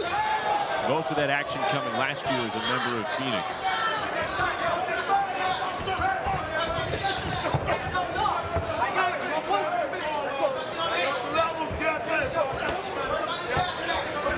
Aana has fought at heavyweight up until recently. And here now competing at the cruiserweight division. I think that's a good move in this format a lot of times. You don't see too many heavyweights normally come down, but in this, you're going against somebody who's your weight. You're not going to give up 40 or 50 pounds in a heavyweight situation. So this might be an adroit change in weights.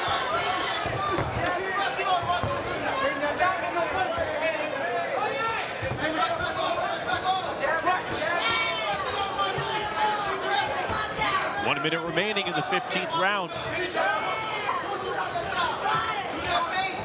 Las Vegas with a 3-point edge in the overall score. San Antonio looking to move to 3-0 after tonight. They have work to do.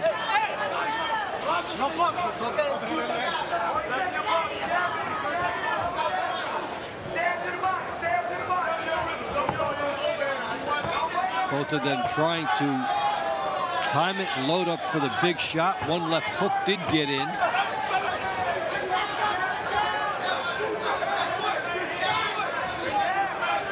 Jabs have been parrying. There's one that was for real. Landed by Taylor. A big right hand connects. That's stumbling Aana, and he falls to the mat. Adrian Taylor coming through when the Snipers need it most. And he hurt him with that. He hurt him badly. More opportunities, and he goes for it. Why not? A chance for 4 points. And the bell may have saved Elijah Aana. Adrian Taylor giving the Snipers a big boost in the 15th round. Here's how it is. Adrian Taylor said they were setting up the big shot, and there it is. Then the hooks, and he follows it up and gets the knockdown for San Antonio. You know, you can't be saved by the bell, but your team score can be saved by the bell, because there were 2 more points sitting out there for him if he had more time to work with. But Taylor now joins Latia Williams and Azarea Catrell for power for San Antonio, and Ladies the and Bombs have kept them in it. Round 15 by unanimous decision. 2 points going to San Antonio's Adrian Taylor.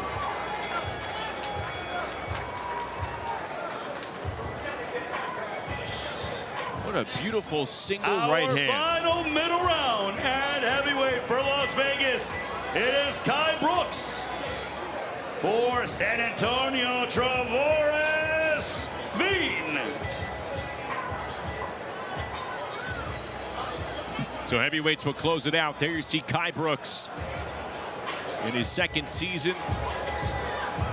And Travares Vignet be honest, known as Garner. That's right. and sometimes still referred to.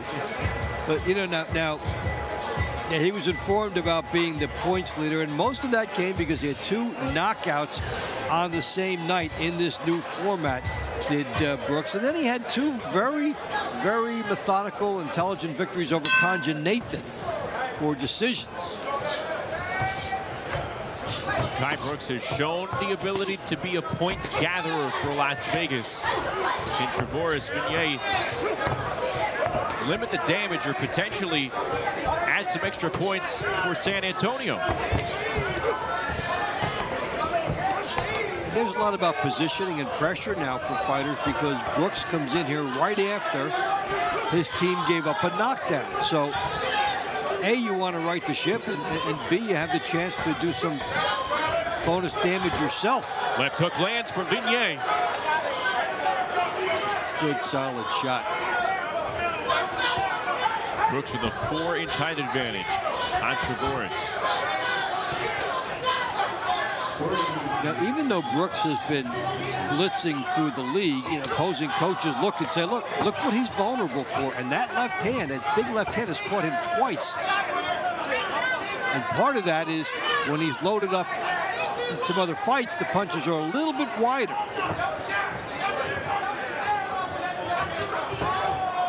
Overhand left attempt from Trevoris Vignet.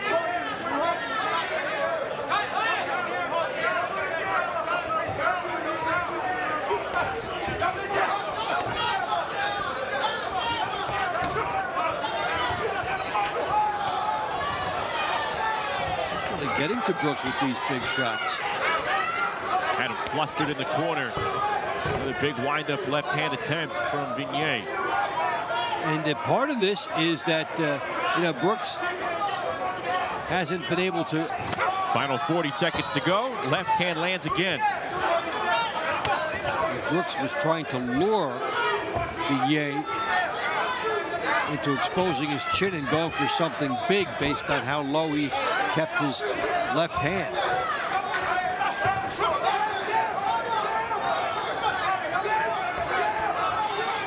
And now Brooks is trying to play catch up against a fighter who may not want to be there with him.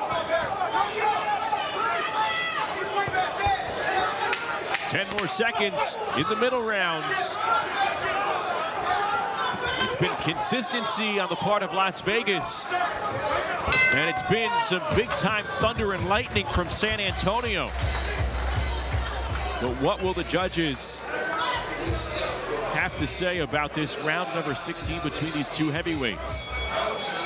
Excellent power display by Vignet, and we haven't seen Brooks push back in his tracks this year. So Vignet had the stylistic strategy and he had the will to go after the big man.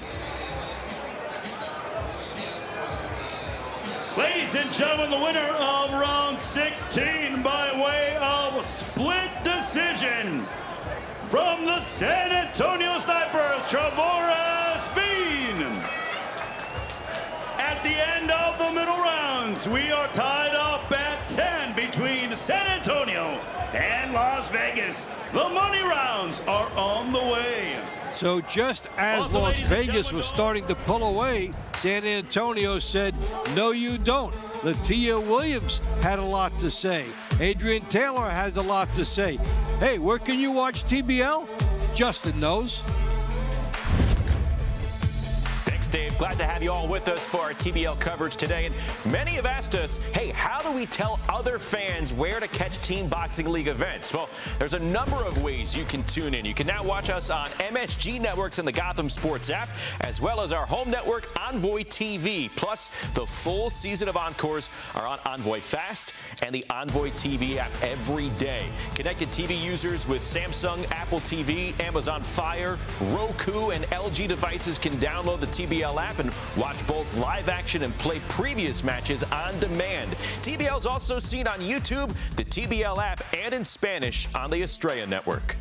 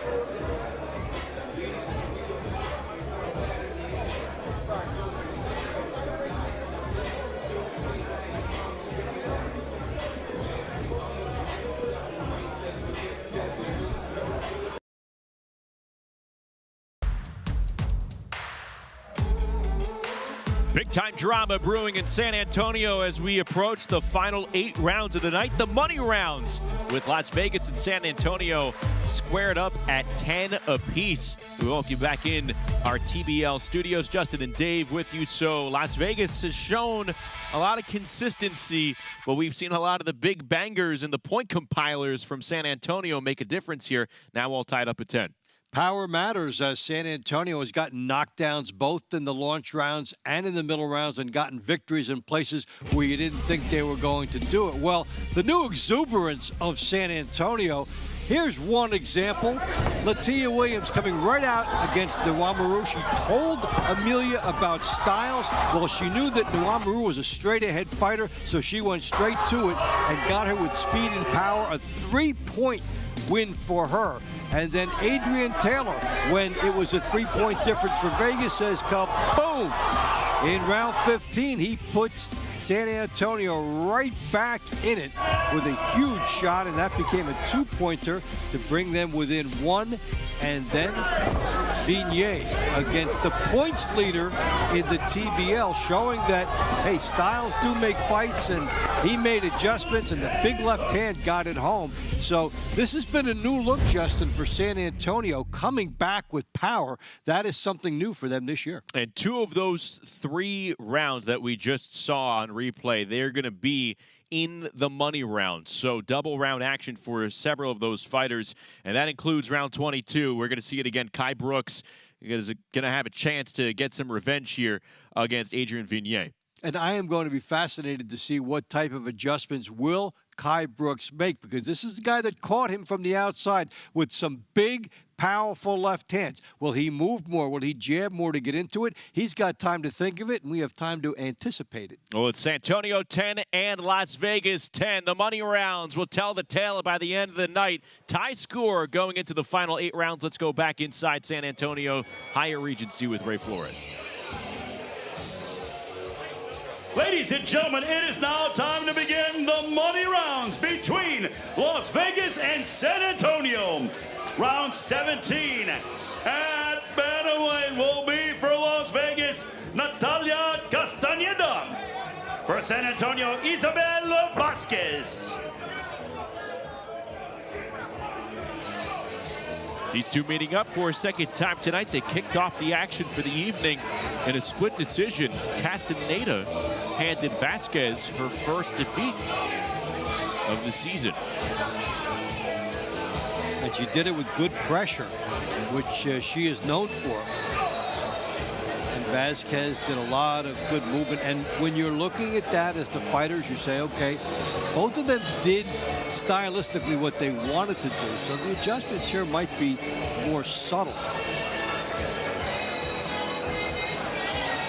It seems like we have an issue with the fight kit for Natalia Castaneda. Something on the waistband. She's going to try and improve to 8-0 here this round. 2 22-year-olds going at it at 118 pounds. Everything seems to be squared away.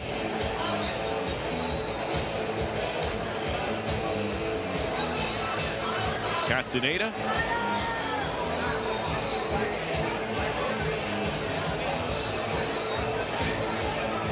Here we go. A close round 1. And they meet up again here in round 17. San Antonio and Vegas tied at 10 as we begin the money rounds. Castaneda coming out where she left off at the end of the first fight tonight, coming straight in and adding a looping left hand. Important thing is the perception of aggression here, coming out and looking busier.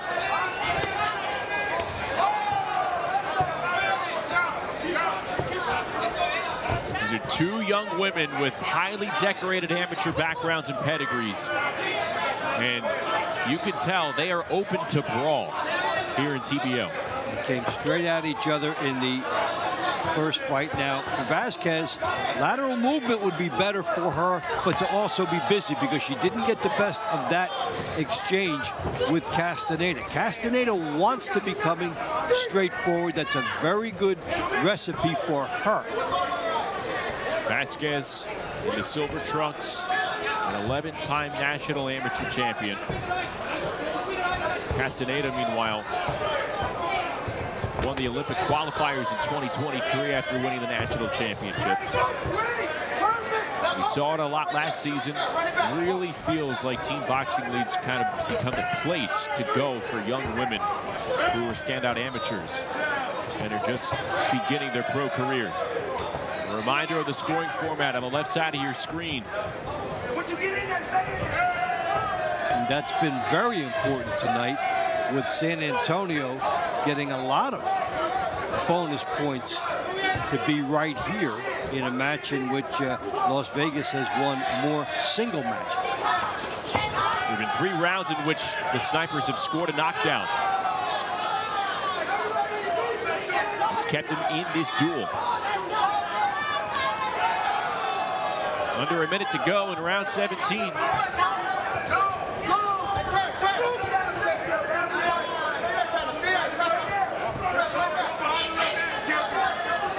How can Castaneda close this round after she did a very nice job in the final minute of the first round? Well, she's coming straight at Vasquez and imposing her will, her stylistic will, on her opponent. And Vasquez is moving, but moving back as opposed to moving side to side. So during the time that she's moving, it does evaporate her chance to score. There is serious swelling just above the left eyebrow of Natalia Castaneda. Not sure if that came from a punch landed or a potential clash of heads.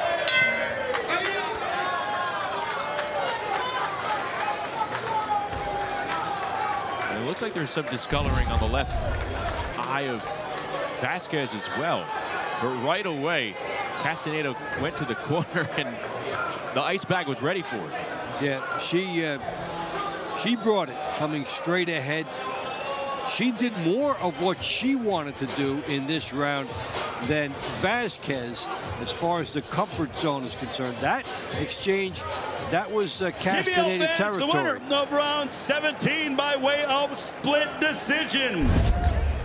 From the San Antonio Snipers, Isabella Vasquez. And Vasquez comes away with it. Did enough in the countering realm, and she's got win number 5. Round 18 in the heavyweight division. For Las Vegas, Hyrek Ruiz. For San Antonio, Nagy Aguilera. Heavyweights going at it in round 18 as Vasquez picks up the win, so she and Castaneda split those 2 rounds. And now the eyes will turn to the heavyweights, but Dave, that was some nasty swelling above the eye of Castaneda. You wonder if that's the type of swelling that might keep her sidelined for the next match for Las Vegas. It very well could be, and we talked about the various possibilities, and one of them was the jabbing by Vasquez, and she had a home for it there. So time will tell on that. In the meantime, San Antonio trying to move forward, and now with the lead. Amelia, what are these knockdowns, some stoppages along the way? How does that ignite the concept of team boxing? How does that ignite the team watching and staying focused as one of their teammates in the ring and achieving the highest level of success here? I mean, Justin, it's explosive, right? I mean, we're all right here. We feel the energy coming off of it, and we want to celebrate our teammates 100%. But, you know, what we're seeing tonight is like we've got all of this amazing action and, you know, big knockdowns, big stoppages by San Antonio. But, man, Las Vegas just keeps creeping. And it's like the tortoise and the hare situation right now where they're just battling it out for position. Amelia, we've seen San Antonio unleash some new power this year. When they were down 10-7, did you get the sense on their bench that they thought somebody was going to step up and deliver a power shot and some bonus points for them? Without doubt. I I'm sitting right next to AC Bryant, head coach. They make it a point to encourage each other and get that energy back. And no matter what, even if they're down, they are absolutely not out. So I feel like that's just the team ethos on this side. Well, two of the boxers that scored extra points for San Antonio, they're still to come here in the money rounds. Azariah Catrell is coming up next. Yeah, and then let's see who wins later on. But the heavyweights, it's been quite a night for heavyweights tonight. I mean, Nagy looked fantastic in his launch round, really moving around. And, you know, the rounds between Travarius and Kai were so great. Yeah, we're seeing exceptional boxing from the heavyweights tonight. Absolutely, especially considering, you know, last night with Skyler, you get some really tall guys. It can get a little messy, but the precision on the heavyweights and the footwork, how are they so nimble and they're over 200 pounds? Very light on their feet and explosive at the same time. Like battling Baryshnikovs in there. Ruiz peppering Aguilera with some of these jabs. And there's the fly in front of the face, Dave. No swatter for Aguilera. I'll get it. Missed it, I'll get it. And Ruiz has been elusive as he was the first time. Final 20 seconds of round 18. Las Vegas trying to answer back after San Antonio took its first lead of the night. They tied it multiple times, but just took their first lead in the 17th round.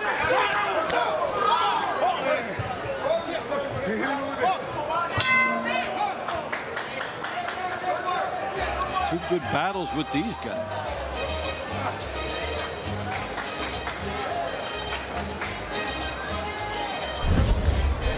Taking a look at some of the action. Yeah, there's a good jab from the mosquito or the fly, whatever you want to, you know, and he has to be patient, which he was. And so it's tough for Aguilera to catch up with him. That was Ruiz's blueprint. He hopes it's a blueprint to victory to tie it up.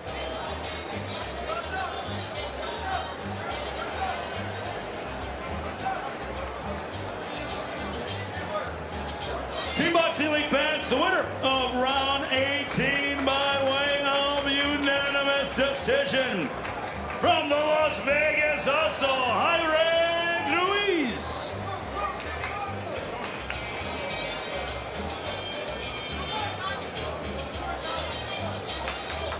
Round 19 at featherweight for Las Vegas, Florencia Britos.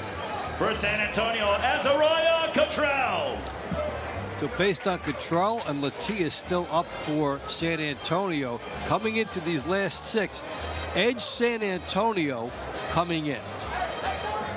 Catrell scored a knockdown over Florencia Britos in round number 3. What will she do for an encore here in the 19th round when points are so precious? A tie score yet again.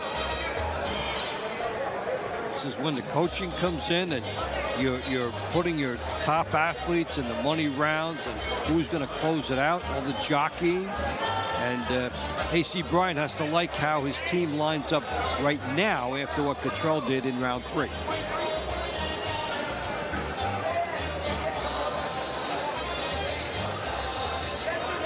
Catrell was in a great rhythm in that third round. Again, just 19 years of age, out of Aiaia, Hawaii.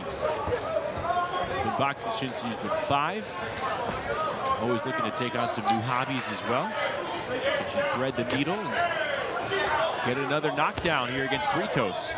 And it's a dilemma for Britos because you need to get inside to score against the taller fighter, and yet the cover charge for admission was pretty stiff in that first fight.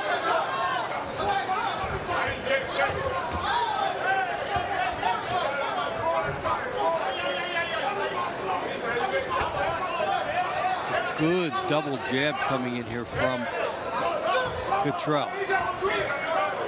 Utilizing that long reach.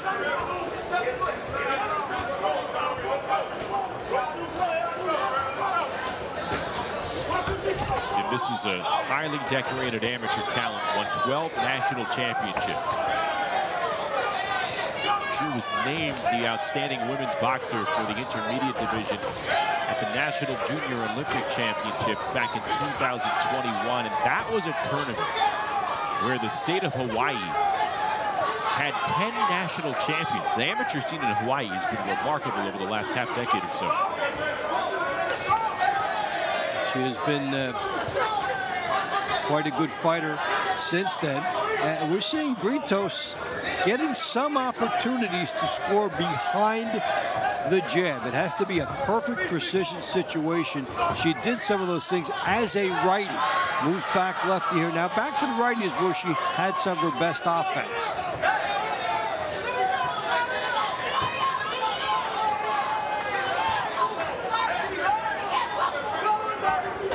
Final minute of action in the 19th round.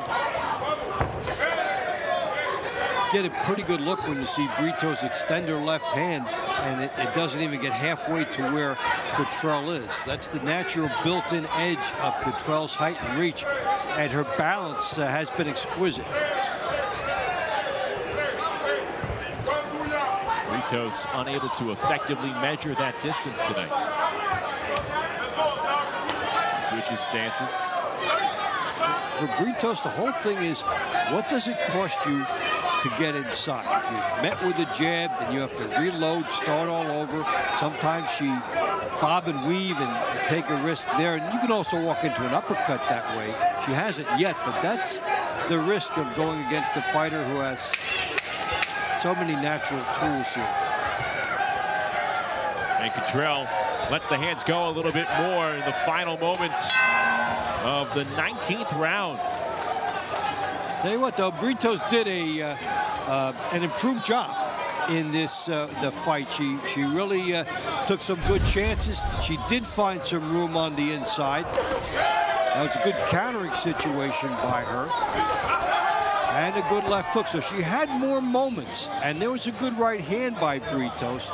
So she was game and gave herself a chance.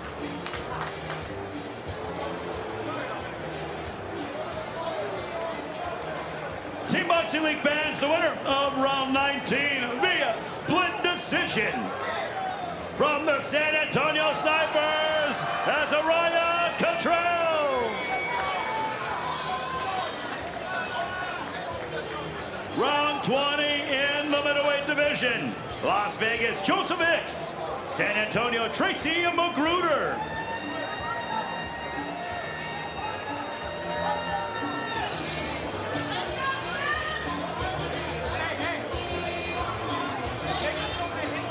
Second round of action between Hicks and McGruder tonight. It was a split decision back in round number 7. Hicks able to outpoint McGruder. Fight that could have went either way, so both fighters know that coming in here. And the adjustments subtle. Just try to be a little bit better in your execution. Now you both know what you can do. We said it at the time. We were looking forward to round 20 in this second round of action between these two fighters. Yeah, they put on a good one. McGruder, of course, an earlier knockout and the big left hook. Hicks was able to take that away from him by jabbing effectively the first time.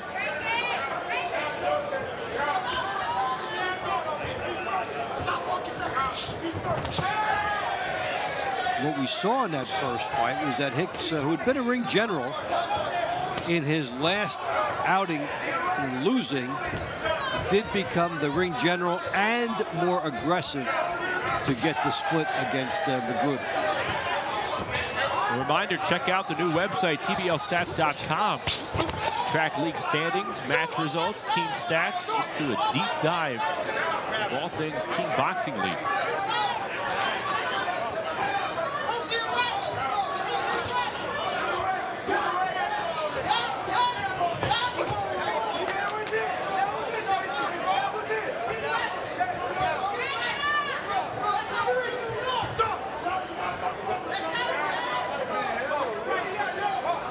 Referee ordering the two fighters to stop clinching.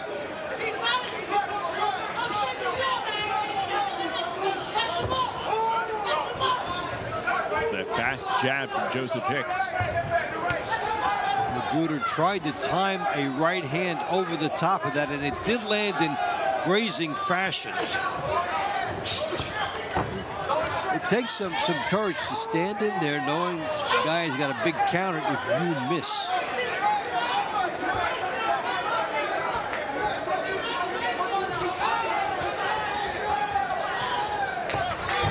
This is a much sloppier round compared to what we saw back in round 7. A lot of things happen in the second fight. We talk about adjustments, but we do see fighters more tired in the second round, and you'll see some of that sloppiness, and you'll see some slower action at times.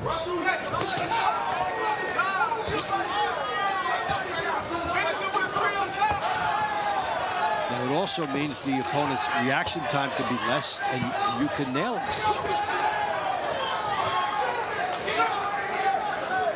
There's been times over the last 60 seconds where Joseph Hicks put himself in some vulnerable positions, but moments ago, there were about 2 or 3 punches that landed that may have been the best 3 punches of the entire round between the two fighters. And the judges will have to sift through the aggression of McGruder and how effective Hicks was. And they fought this one, I think, as much on emotion as they did on technique. Hicks seems happy with what he was able to do. McGruder telling us that the snipers have another one. Let's see. We believe there was a good right hand by Hicks against the southpaw style that opened up. And so these are some of the Hicks tricks. McGruder had a few of his own.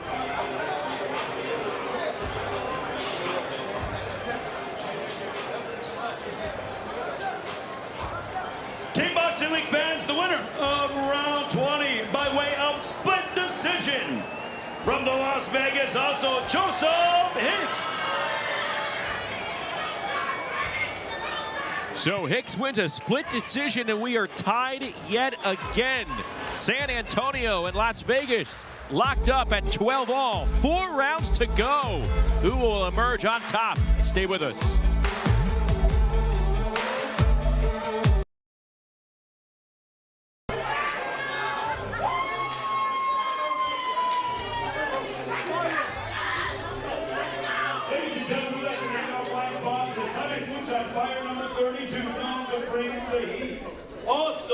Tonight's fights are powered by Balance of Nature. Our fighters deal with clean carbs and real ingredients that you can too. Grab their new Gilman snacks and get 35% off right now with code TEAM at balanceofnature.com.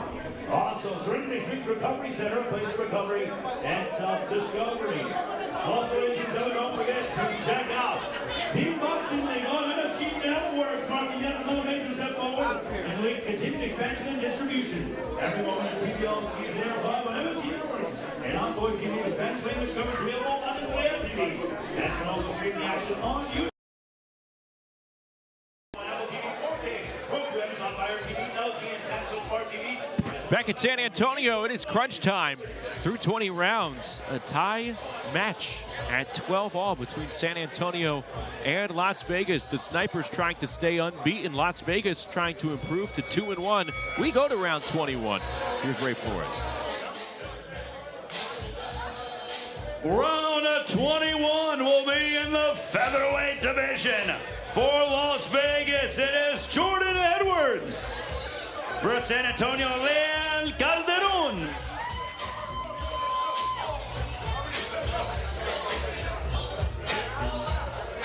Well, Jordan Edwards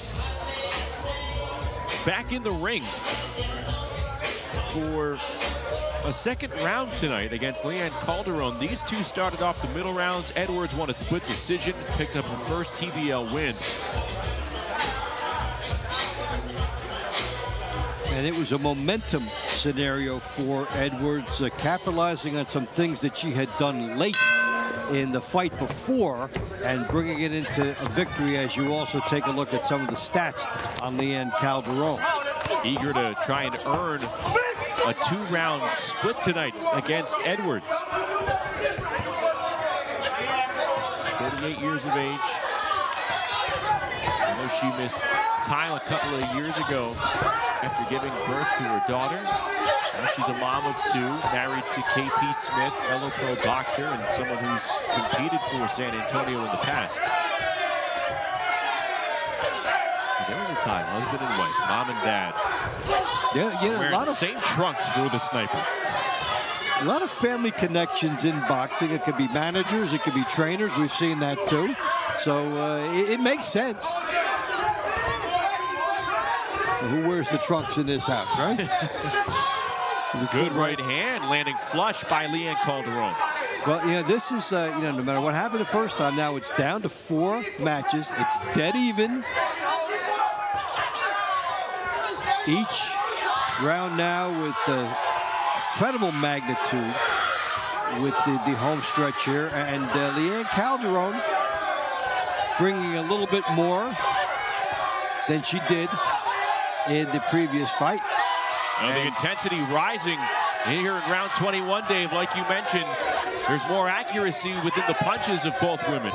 Yeah, they're both scoring, and there is a couple things. One is the will to throw more. The other one, you're tired. So that split-second reflex to block everything, not always there. And if you're winging, you could have a higher connect percentage in situations like this. Good 3-punch combo from Jordan Edwards. Lays on another one. Edwards, I tell you what, the confidence is just different with Jordan Edwards tonight. After she got the call with that first win and was rewarded for her adjustment in strategy. What we're seeing in her now is, as she's closing distance, she's throwing 3 punches. She instinctively knows how to let her hands go and with what in these situations. You go through a period where you study what can I do, and all of a sudden it kicks in and you get it.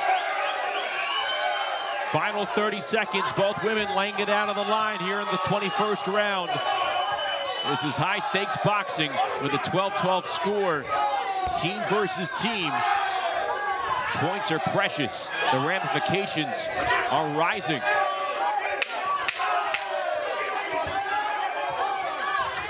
And both are gassed. They're both gassed. You know, it happens in the second time, so it's a lot of character. It's a lot of digging down and reaching for something extra, knowing that if you can come up with just a little bit, you might steal a close round. This is where Calderon would have thought that she might get it with some of her good right hands here. And there were other moments for Edwards when she closed ground and did things like this. Right hands in close. It's a great exhibition by these women, bringing everything, and the fumes are out there, and they make it to the final bell. Team Boxing League fans, the winner of round 21 by way of split decision. From the San Antonio Snipers, Leanne Calderon.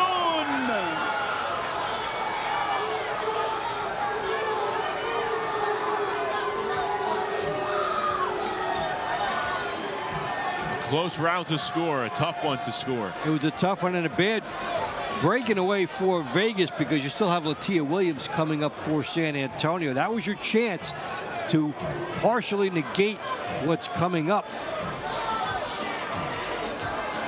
But that was a microcosm of the entire match, that fight.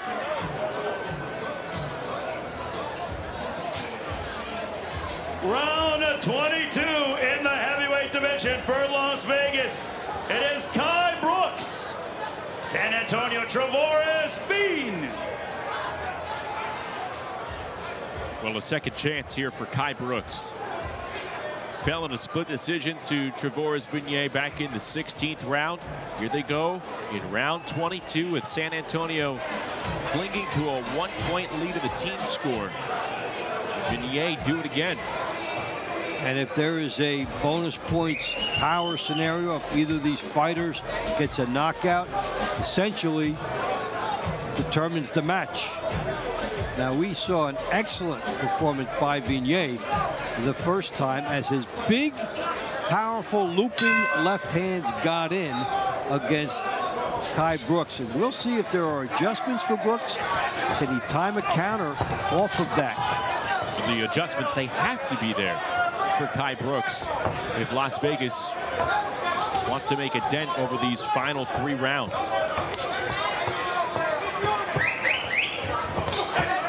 Well, he's been the money man, and it's money time. But Vignet did have his number first time they fought. And it was the big left hand.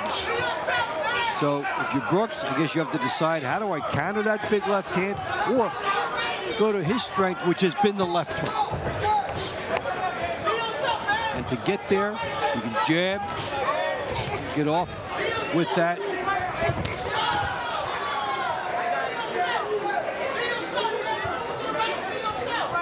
A minute gone by in the 22nd.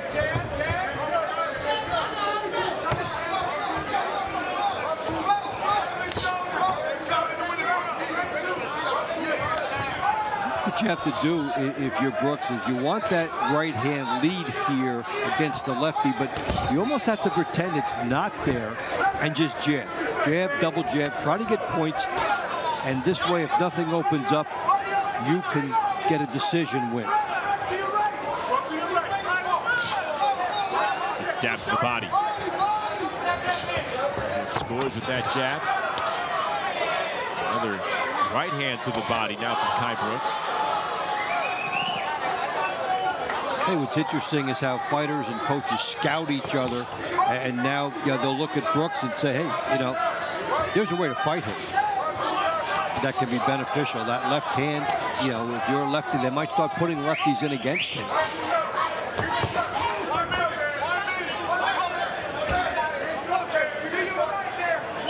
Trevores Vignet, a 6'1" southpaw from Mississippi.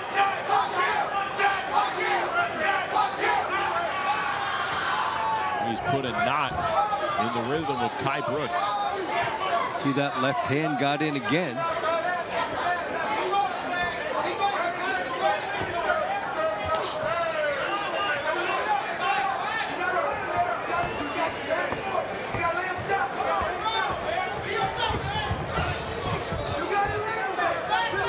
So credit Vignet not only for that straight left hand, but also staying away from the big left hook by Kai Brooks.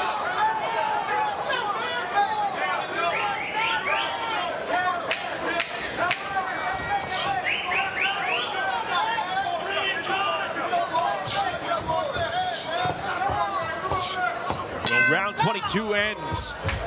2 more to go.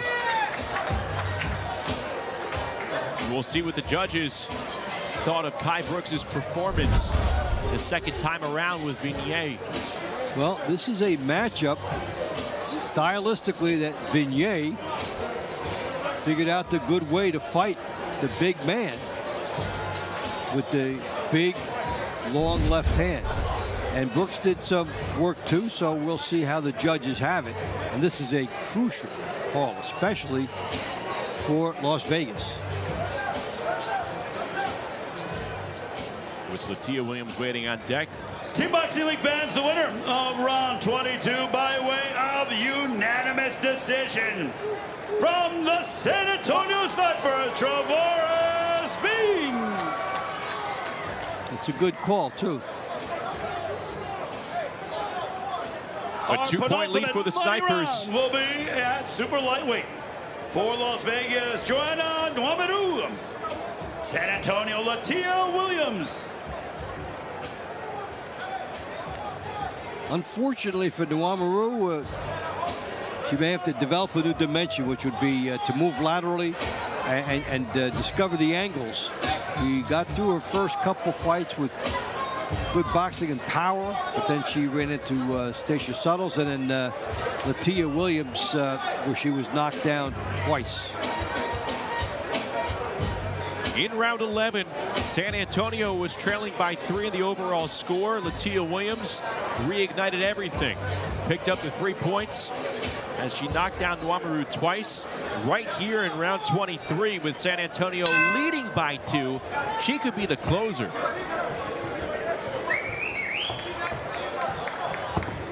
So she does not have to score a knockdown. But you know the aggression is there for Latia Williams because she had success with that already. And Amelia had a great point earlier, right after that round.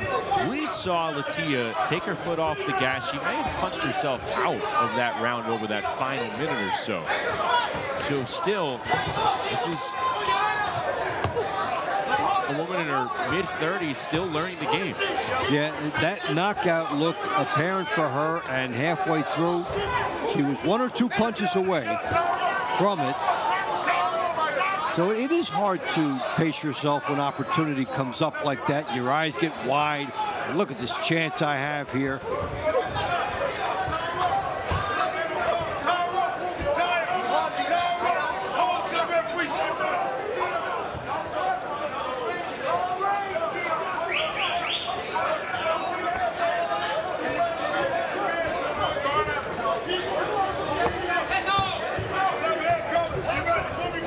Both benches watching intently. And this is where the boxing skills of Latia Williams can help preserve a lead. And Dwamu doing everything she can. Second straight outing against 2 of the top women on the circuit. And you just can't overnight develop the speed to match a Latia Williams and the footwork to match a Latia Williams.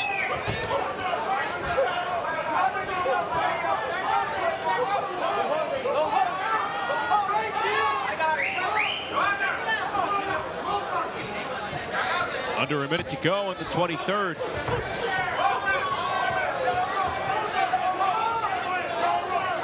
If you're San Antonio and you're just thinking about the fighter profile of Latia Williams, you know, hey, there is a good chance that she could find a way to score a knockdown and get some extra points here. And it would be a huge cushion going into that final round and pretty much sew it up. Yeah, and they've already got 2. And you got Latia Williams and a 2-point lead anytime in the money rounds. You're feeling very good. But with a 2-point lead in the team score, and she smothers Romero here in the final seconds. You have a fighter in Johanler Martinez for Las Vegas, who we sung his praises in that previous round he fought in. He has the capability of scoring a knockdown, maybe a couple of knockdowns. So I don't know if this one is over at this point. The last round matters tonight. It is mathematically there. I think it's just more than numbers here. It's very conceivable that something special could happen with Martinez lurking against Igbokwe in round 24. But we shall see. Latia Williams got the lead from 2 to 3. Dwamu hung in there, but just could not mount the attack against Williams. Team Boxing League fans, the winner of round 23 by way of unanimous decision from San Antonio, Latia Williams. So a big point for Latia Williams as we go to round 24. San Antonio up 3. At light heavyweight for Las Vegas, Johanler Martinez. For San Antonio, Igbokwe. Johanler Martinez, he knows the drill. It's 2 knockdowns to tie. It's a stoppage to win. And that's it. And yeah, the stoppage can be putting on such pressure the referee waves it off. It doesn't have to be necessarily 3 knockdowns. So got the height and reach against Igbokwe. Igbokwe has the advanced knowledge that Martinez must have a knockout. That does help you when you go against him. You want to make this ring seem as big as Texas. You want to move.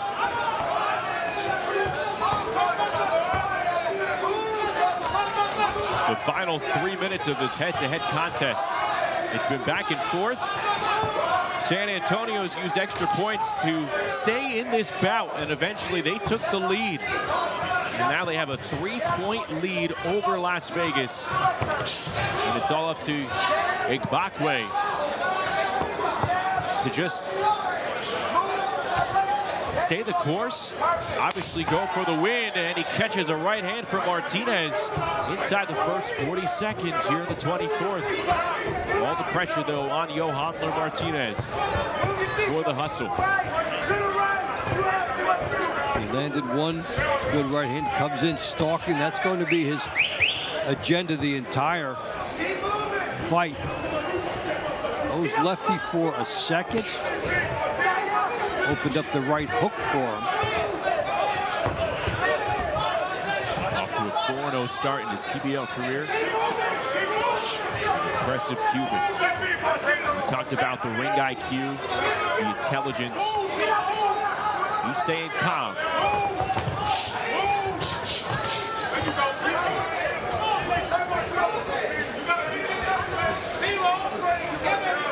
This is if you're Vegas and you don't get this, you're saying, oh, we could have won one or two of those other earlier decisions that were close. You know, we wouldn't need 3 here. We might only need 1. So we saw a lot go back and forth in the money rounds here, and still a minute and 10 to play this one out with. It's all or nothing. It's basically it's home run derby. You know, Martinez has described himself in the past as an aggressive counterpuncher, but we've seen the other tools in his tool belt. To Igbokwe's credit, he is not giving Martinez much to work with. You cover up when you know that the opponent has to knock you out, and you've got such a big edge. You could be fleet-footed. You could set the world record for the 440. Go up and down this ring and move. And all the pressure goes on the opponent as the clock winds down.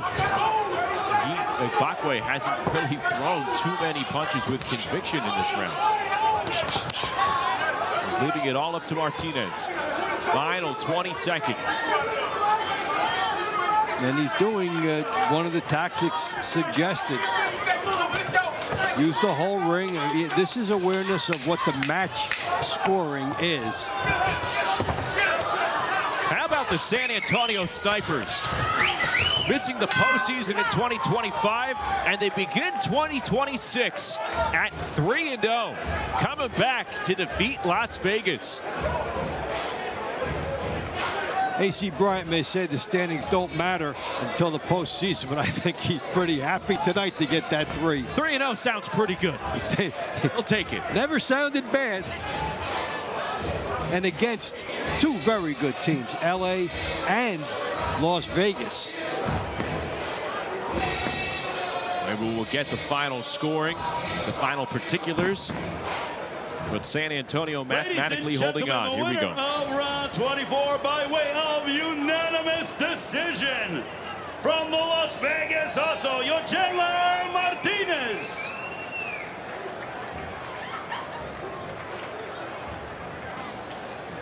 So Martinez victorious. San Antonio victorious overall. 15-13 the final. And the Snipers are 3-0. How about that? What a great story in the league this year.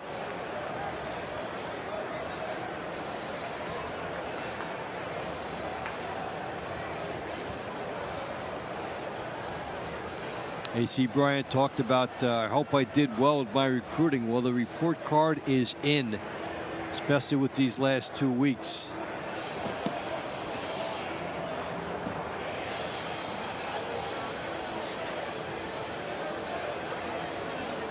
So the fighters congratulating one another. And we are awaiting an announcement in the ring. Ray Flores is moments away from delivering it.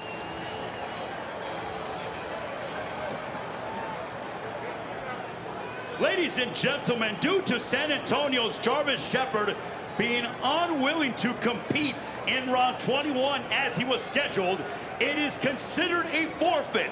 Therefore, 4 points have been awarded to the Las Vegas Hustle.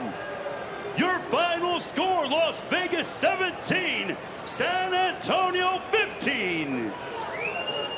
Oh, that is a turn of events. My goodness. Jarvis Shepard unwilling to go out for round 21. There were some switches.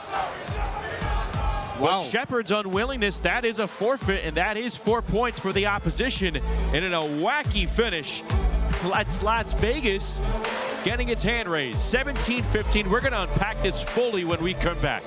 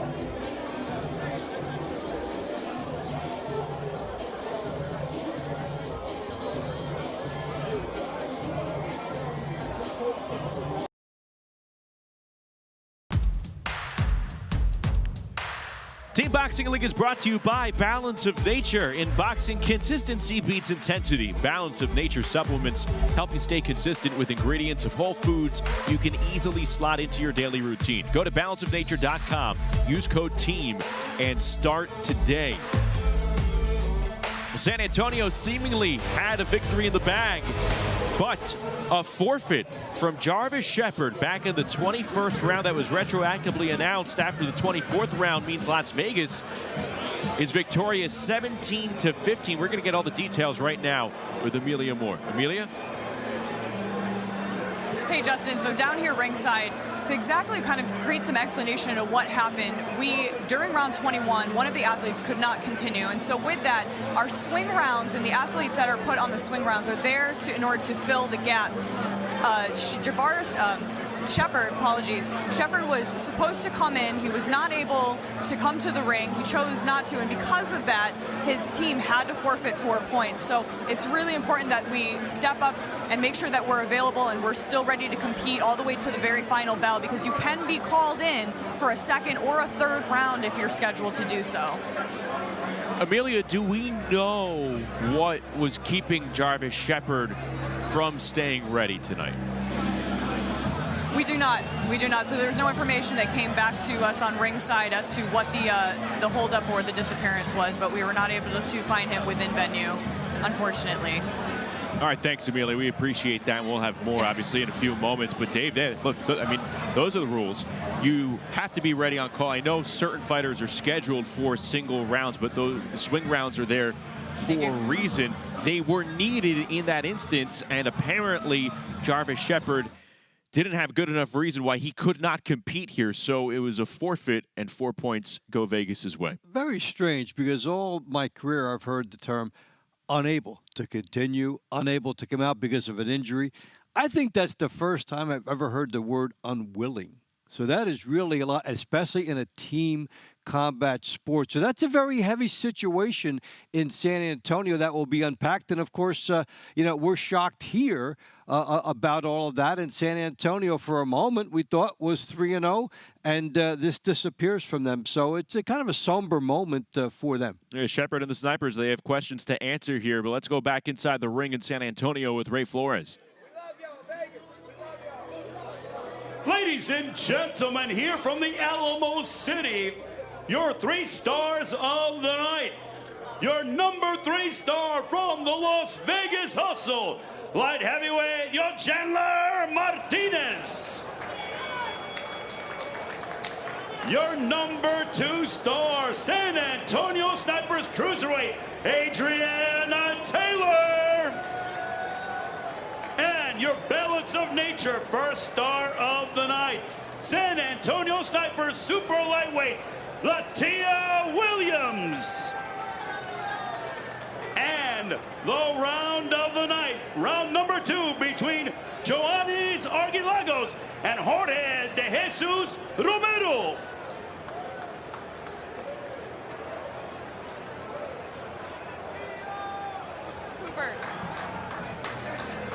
So it's a sudden turn of events, Coach David Hayes. Okay, if sudden turn of events were tonight, and I know it may have seemed unexpected, but to kind of secure that win for you guys, any thoughts or comments on that?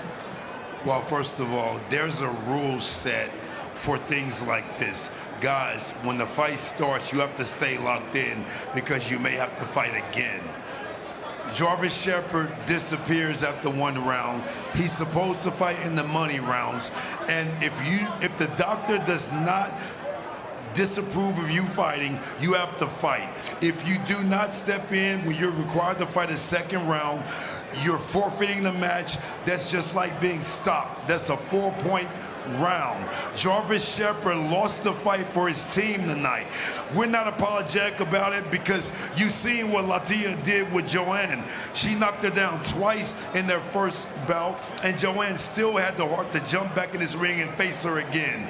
Guys, Team Boxing League is the most exciting fight format in the world, but it's not for the meek. It's for people with big heart and strong minds. And Jarvis Shepard, you lost the fight for your team, and I hope you get severe penalties for it. And Coach AC, San Antonio Snipers are real this year, man. We're gonna see you guys in the playoffs for sure, but tonight goes to the Las Vegas Hustle, and I love all you guys for fighting hard. Big shots to Jordy Everest, an MMA fighter who fought twice tonight on the last second notice, and this is why we stand here victorious.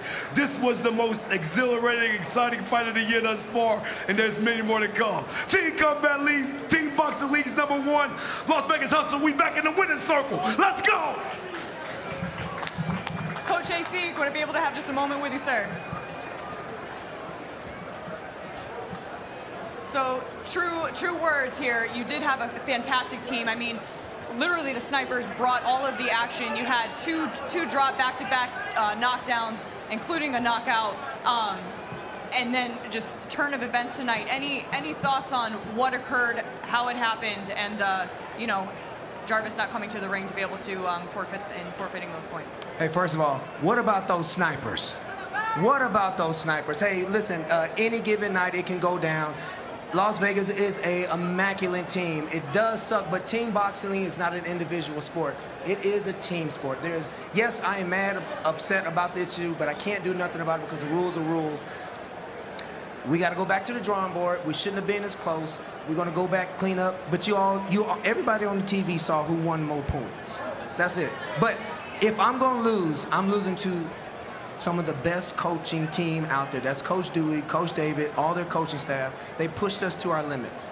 It won't happen again, though. I love the respect between you guys. Talent knows talent, and you guys had an incredible showing tonight. So unfortunate with the ruling, but great show, and we'll see you guys on the next one. Coach AC, have a great night, sir. Mr. Taylor. Mr. Montu. I mean, just absolute incredible night tonight. Coming up against Aana, he came down into cruiserweight, which, a lot of us, I believe, personally, I didn't like seeing him at heavyweight, coming down to a truer weight class for himself, but then came against you, and you just, immaculate straight rear. I mean, just across that landed and put him to the canvas. What about it? It was fantastic. Talk to us about it. I kept seeing it. I was trying to get closer enough to land it though. But he was doing real good. He got a good jab. He was doing real fast combinations. Was throwing me off, but I was kind of like trying to get in there. Two things. My coach Marco, head movement, trying to move out there. So throw the right hand and get off the line. And then I saw it and I landed. Yeah, no, it was definitely being able to see that hand down to be able to sneak that right over. You saw it, precision, excellent work tonight, and well-deserved because, I mean, Aana and the both of you, fantastic athletes. Thank you. Miss Williams. Back again. Such a showing tonight. You know, we talked a little bit earlier when we had the opportunity to interview ringside about how to be able to adjust for that opponent moving forward, and she had a really good showing against Stacia Suttles. However, she gets in there with you. She could not keep up with that pace. I mean, you jumped on her so fast. What did you see in order to know that that was the tempo that you were going to decide to go with right off the rip? Well, that's what I practice. You know what I'm saying? My training is totally different. For me, I've only been boxing for 2 years and 6 weeks to be exact. It's very hard training. I spar with the boys, so I'm actually learning on the job. So when I get in with the girls, I can get to them quicker, and I just be like, oh, snap, she went down. Everything be happening so fast. So when it happened, I just adjust, and they just be like, keep going. My team support me, and I just love it. Yeah, I mean, and we can see it. So last year you took you were up for Rookie of the Year. You have definitely grown. Keep growing. Keep doing your thing. Great performance tonight. Justin, back to you. Amelia, thanks so much. Congratulations to Latia Williams, the Balance of Nature star of the night. It's refreshing that she knows exactly how long she's been boxing. 2 years and change. And she did a fantastic job getting San Antonio back in this fight, earning her team 3 points in round number 11 with this double knockdown round against Joanna Numero. And then she would repeat it later on to make it 4 points with a decision victory as well. So she was a clutch performer for this team, did everything right. Loved how she talked about the styles and what she focused on, a straight ahead opponent coming to her. She took care of business, it's just getting better and better all the time. I also thought that what Dewey Cooper and AC Bryant did right there, they were extremely professional, and I think they were both spot on. Look, only Jarvis Shepard knows why he was unwilling to come out and fight for a second time tonight, but you could tell AC Bryant wasn't too happy. No, that's something that blindsides you, that your own fighter would do that. You don't really expect that. I mean, he's very tight with his fighters, knows everything about them, so it's one of the glitches. Yeah, a lot of class from both of the coaches that they cited the rules, which were clear, and it's a frustrating loss for San Antonio, but hey, everybody was above board with it, and there were some great performances. I also like Dewey Cooper talking about Jordan Edwards because she came out, 2 really nice performances for her to get a couple of victories coming straight ahead in those early rounds. She showed what a fighter is all about in terms of having to react, get back up, and go in there for a second round when you may not be scheduled for one. I also love what Dewey Cooper said about, hey, Dwamu got knocked down by Latia Williams, almost stopped. She hung in there, and she had to go back in a second time knowing what had happened, and she did it. So she showed a lot of courage, and he was making the contrast there. So there were a lot of big individual efforts on both sides, a lot of great fighters. These are 2 good teams. It's going to be interesting if they meet down the road here later on this TBL season. So Las Vegas gets the win, improves to 2-1, 17-15, the final over San Antonio. And we are back at it on Sunday, April 26th from the Thunderdome in Long Beach, where the LA Elite take on the Nashville Smash. LA seeks its first win of the season, while Nashville looks to make it 2 in a row.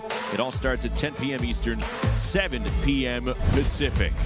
Las Vegas emerges victorious in the Lone Star State, 17-15 over San Antonio. A whole lot of talent in the ring tonight. We'll see if they meet down the road later on in 2026. For Dave Bontempo, Amelia Moore, our entire Team Boxing League crew, I'm Justin Shackle. Enjoy the rest of your Saturday night. We'll talk to you tomorrow from Long Beach.